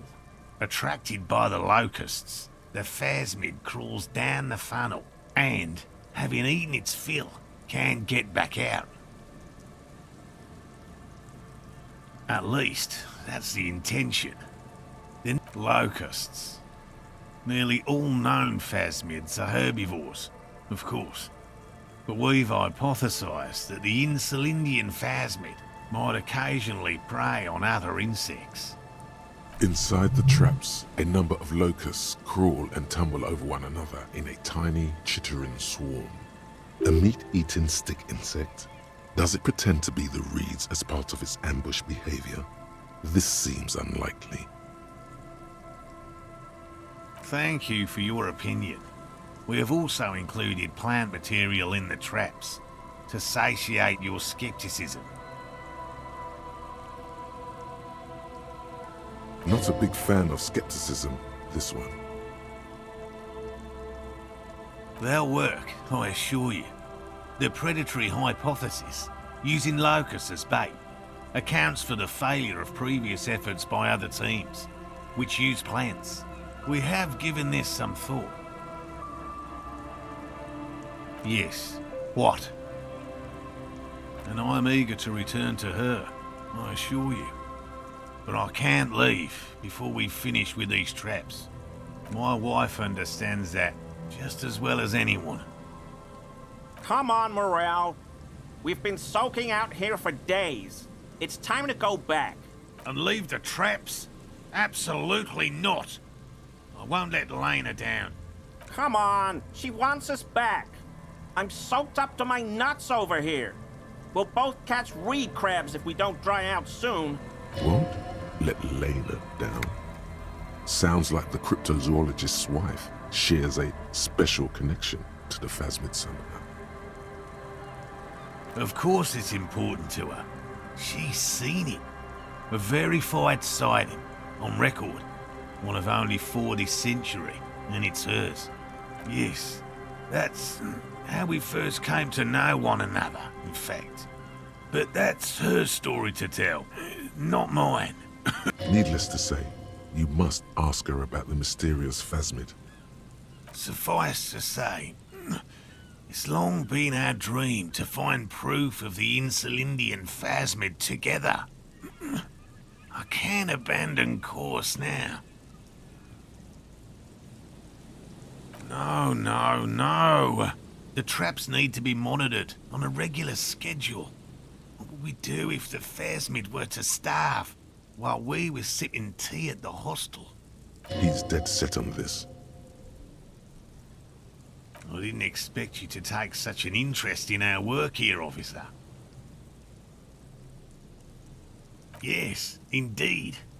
Both require a great deal of research, attention to detail, and, above all, persistence. There are 4 in total. One is to the south, on this little peninsula, by the boathouses there. It's very near. Another we set in Land's End, to the northeast. It's behind a small sand dune there, on your way to the old radio tower, after the church. The third is set near the canal, where you crossed, by a concrete slab. A big thicket of reeds going up the slope, and among them, you should check at least one of those before returning to this one, since I just said it. This one's more of a technicality, but still, better safe and stupid then sorry. Bring it to me at once. Just make sure the trap is closed tight. He's not comfortable with the possibility that you'll claim the find, but he's lying about this even to himself. That's highly unlikely, officer. But in the event you do, I'll spray you with a pheromone mixture I developed. It's made of musk and research chemicals. The pheromone should attract the insect to you, or at least prevent it from bolting at the sight of you. It's quite potent. Will last you about a week. Wise choice. It's not so different from the putrefaction of the hanged man, actually.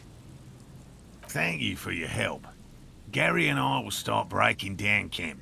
If you have any more questions, now's the time to ask. Finally, you're being sensible.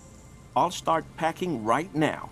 If it's more cryptid-related business you want to discuss, you'll have time for that later too. But what if the information is vital? On the hunt. I've just always liked animals and puzzles. Searching for cryptids is a bit of both. He seems reluctant to talk about himself, but he'll open up, if you prod a little. It's not child's play, just because I have to traipse through the mud every so often. Real. I know you think one is a respectable profession, while the other is superstition. Everyone does.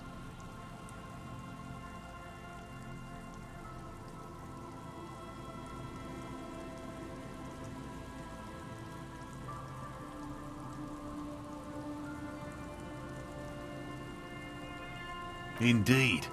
My methods do not differ from other scientists. I simply draw upon a wider variety of evidence. And I have more hope that something truly surprising might happen. No, as I said, I have yet to catch a cryptid, although I have come close. Close enough to keep trying. Interesting. Something for later, this close call. Everything from forgotten regional lore to newspaper accounts, like the one that brought us here, to look for the Phasmid. I keep a very open mind. He's interested in things that people believe that scientists don't. Most establishment scientists only care about reputation and remuneration, not real research, and certainly not the truth. They're a cowardly lot. And both the field and basement archives can be dangerous places. No, very few cryptids are ever discovered, and not for a lack of trying. To stay hidden is a cryptid's primary quality. It's even in the name, cryptid. Of the list of cryptids kept by the Cryptozoological Society of Chemnee, which is 4,082 items long, about 2,000 have been confirmed as hoaxes.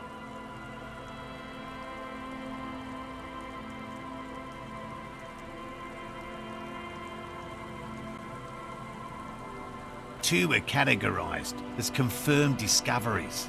The rest are in differing stages of discovery, refutation, and data collection. Yes, the Chateau Quan forest pygmy, who turned out to be an extinct species of primate, and a cave salamander from Yugograd, who is, honestly, quite unremarkable. It's in a zoo somewhere. We cryptozoologists are brutally honest with ourselves, more so even than the public. With cryptids, most cryptids are hoaxes or they are never found. That does not mean we should stop searching.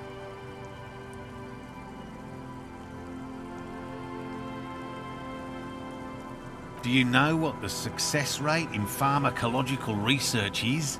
0.00003% of bioreactive agents have reproducibly beneficial effects. Yet science persists in the search for medicine, as we persist in our search for new species.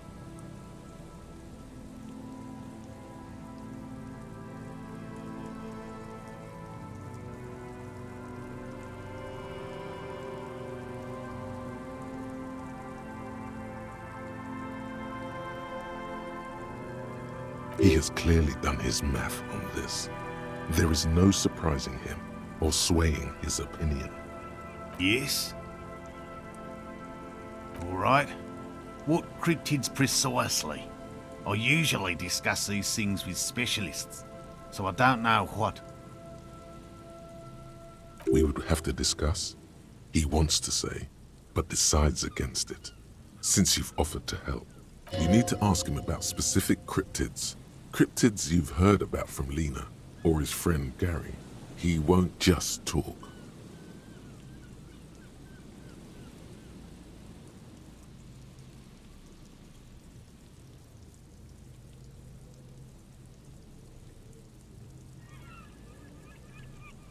A willow person.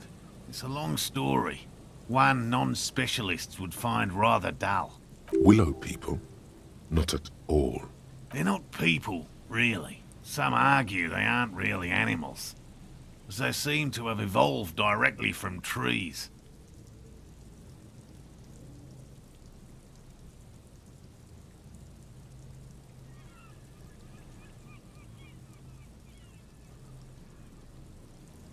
They're very, very thin, almost flat in fact, and can camouflage themselves easily, wrapping themselves around trees and blending in with the tree bark.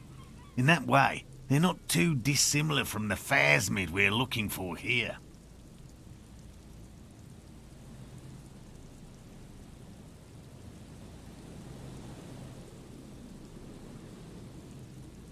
You probably have.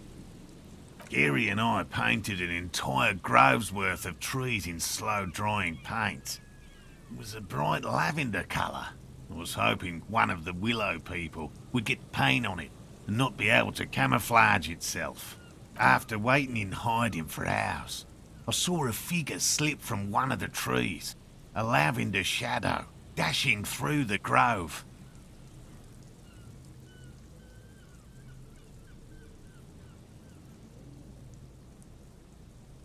I chased it with a net. Not very elegant. You can't be elegant in the field. And, well, it was faster than me.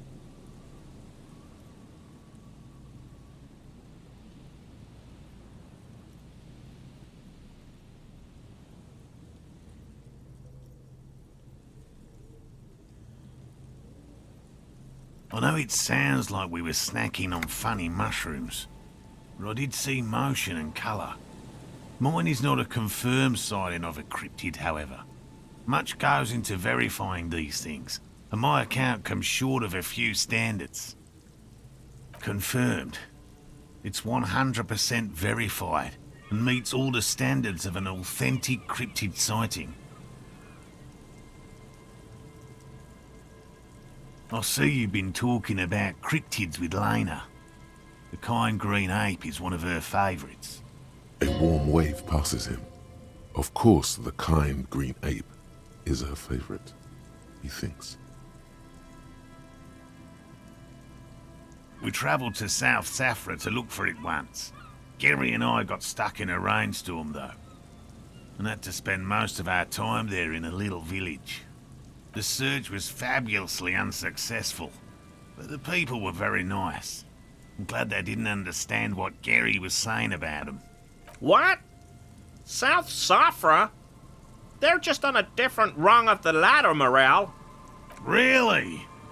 You kept complaining about how dirty everything is, but we digress. They're a nascent culture. I just didn't feel comfortable. And let's change the topic, okay? Talk about your critters, or whatever. Yes, back to cryptozoology. You don't want to sow disagreement between friends. Formerly the most dangerous, yes. But do you know the most dangerous living cryptid? He doesn't want to make it feel like you knowing it is some big deal. The most dangerous cryptid is a carnivorous ruminant, known colloquially as the dread moose. Yes, the dread moose subsists entirely on flesh. It has even been known to dig up fresh graves in search of sustenance. Human remains have been found deep in the forest, torn apart, then trampled into the mulch by large hooves. Infer from that what you will, just like an ordinary ardent moose. You can't. That's what makes it so dreadful and hard to identify. A moose that looks like any other moose. What's going on here? He's kidding, right? The bodies found in the forest are just one piece of physical evidence. There's more. The recent surge in the moose population has hidden carnivores. The dread moose are effectively removing competition for both themselves and their evolutionary cousins. The carnivorous moose are a very young species, the result of a genetic mutation that fared well in the process of natural selection. It makes sense that such a majestic animal with natural weapons, antlers, would come to rule the forest. The only strange thing is that it took so long. Moose are already being hunted for sport. Can you imagine what would happen if they came to be viewed as predators? One slaughterhouse at the outskirts of the woods in Vasa reported that its staff kept seeing moose in the distance. The moose would just stare at the building, as though they were waiting for something, its eyes bloodshot and full of cruelty. And that's not all. Some of the slaughterhouse apprentices went hiking by a nearby creek and saw a moose nibbling on an unidentified carcass. This isn't something unique. Various species of deer have been known to scavenge when plant food is scarce. Anyway, there is more than enough evidence to justify a thorough search for the dread moose. Let's close the subject before it turns into an argument. Here is a man who has had more than his fair share of heated arguments and would, surprising as it may seem, prefer not to have any more. Oh, everyone knows about that one, thanks to Professor Mijanu being the talk of the town for a time. Although, probably because her life ended as a result of her work in Gutler, no one remembers her contributions to the search for the Nong-Ok. A flightless cursor owl found in the Seminine Isles. Its long legs permit the Nong-Ok to run faster than any other avian, perhaps any other animal, who knows? When it's not hunting its prey in this manner, the Ok hangs from tree branches, like a bat, waiting to dive on hapless prey below on the jungle floor. Mijanu liked extreme animals, you see. One of the few figures of the academic establishment I respect. Really a shame she disappeared. Oh, decades ago. In the 30s. I didn't know her personally, of course. The chasm of academic pretension still stood before us, even though she had unusual courage for someone from the other side. No offense, officer, but I'm not much of a pedagogue. I don't know what I would have done if Lena hadn't persuaded me to go back to field research. You should ask her if you want interesting stories. Me? I'm not a people person, unless you haven't noticed. And I don't make a good lecturer. My strength lies in field work and persistence. By all means.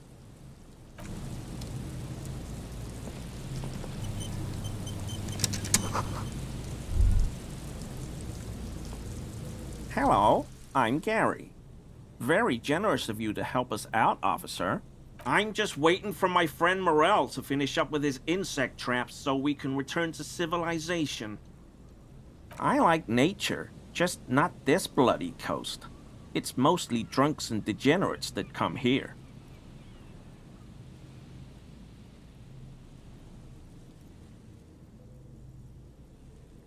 Oh, I didn't mean it in any scientific way. Serious question time. This man is no innocent. No one is. My mug? Why would you think that? His eyes widen at the sight of the mug. He's seen it before, all right. I may have had a similar looking mug in the past. That's all.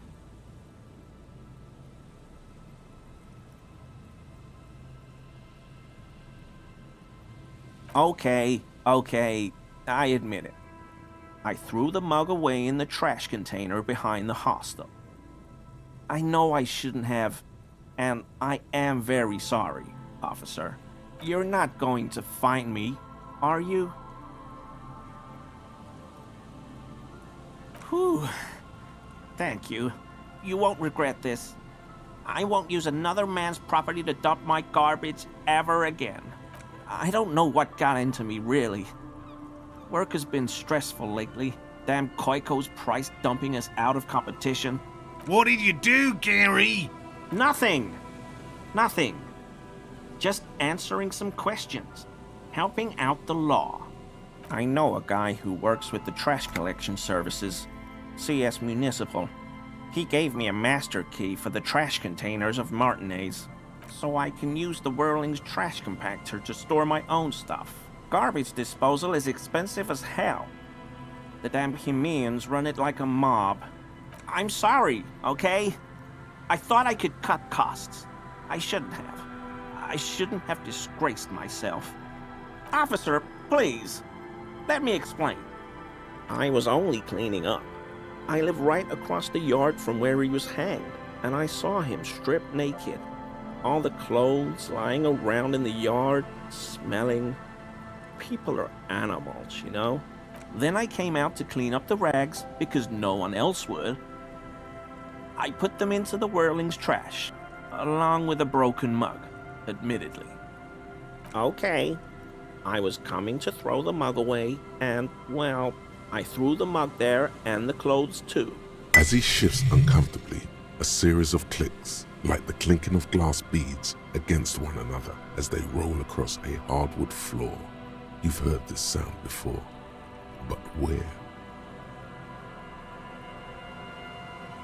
What sound? Really? There's lots of weird stuff out here in the reeds, though. Insects, trash. Could be the wind shifting some garbage nearby. The sound you heard was not the sound of something easily abandoned. Armor? No. I mean, yes. Of course. I know he was wearing armor, but I don't know anything about it. An infant could see he's not telling the truth, but he's too scared to admit more wrongdoing. There's something going on here. You should observe him more closely after this topic is concluded.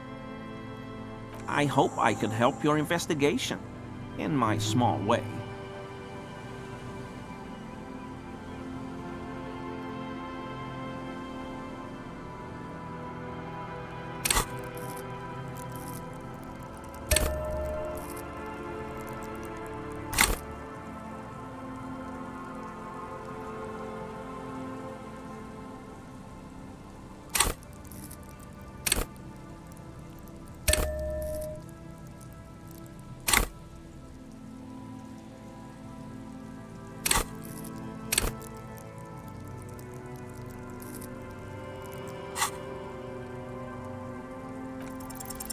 That shirt looks very uncomfortable on him. Look at the buttons, barely keeping that thing together, as if something is ready to rip out from underneath. Yes, like a piece of ceramic armor, for example. One that makes a clicking sound when the plates meet each other, resembling pearls or marbles, stolen from the corpse in the yard near where he lives. I knew you'd figure it out, officer. I'm sorry I didn't tell you at once. I was ashamed of what I did. And I didn't want you to know. We're not detecting falsehood, sire. He's gearing up to admit the truth. This shame is surprisingly sincere. Gary, what's going on? Later, Morale. I've got apologizing to do.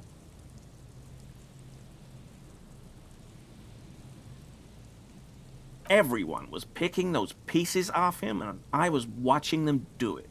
and they'd scattered his clothes all over the yard. Everything was smelling, so I went there to take out the trash and started cleaning up. All those rags on the ground, him swinging up there, and I had a lapse of honor, sir. I thought, he's a foreigner. They all say he wasn't from here. Only the cuirass was left, so I stripped it off him. It was early in the morning. No one saw me. I took it with me. It was a mistake.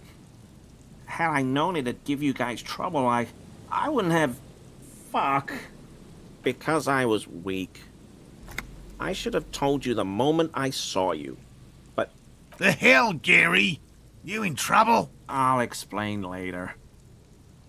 He sighs again, hangs his head, and unbuttons his shirt fully.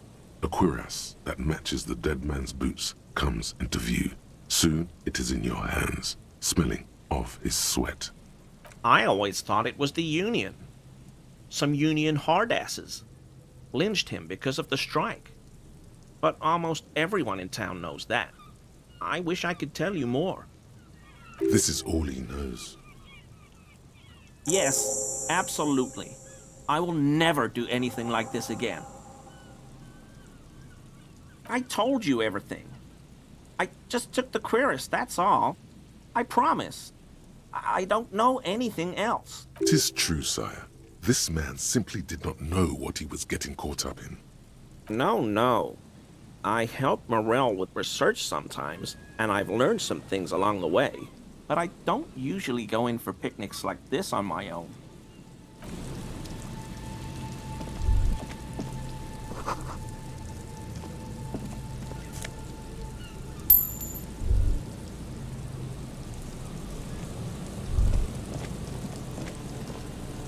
That patch of reeds over there, it's a great place to hide something. Kind of out of the way, being so close to the water. You don't have a reason to. Yet. Nothing. Just a hunch. The hunch passes, leaving you there, by the old boy bobbing in the water. Time to go.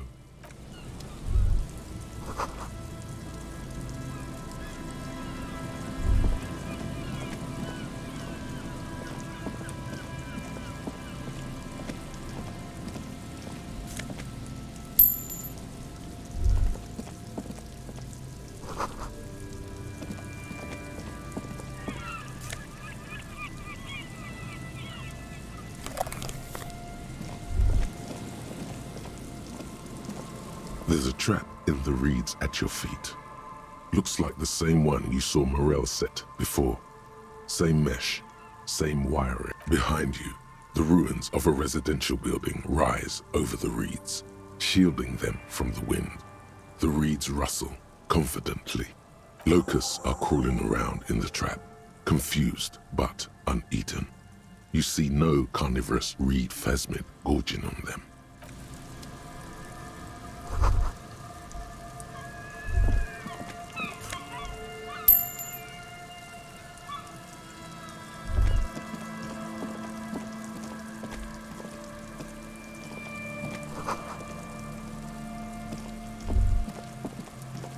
A scattering of bullet holes is spread across the cracked wall, reaching from one corner to the other.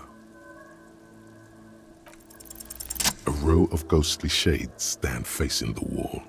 There are many of them, a dozen at least, their heads lowered and eyes blindfolded. It's quiet. No sound, no movement. 10 meters away, other shades are lined up in an orderly manner, automatic rifles primed. A gust of wind blows by. The coats of the firing squad flap slowly in the breeze. A single person stands on the side. A long time has passed since the moment of this fusillading. Rain and brine have since washed all the blood away. Not a trace remains. The abundance of bullet holes leads to two options. Either an inordinate amount of executions were performed here, or they did not use a conscience round, where only one soldier has the loaded rifle. Looks like this was a mass execution with everyone fully armed. A cold sea wind blows away the figures.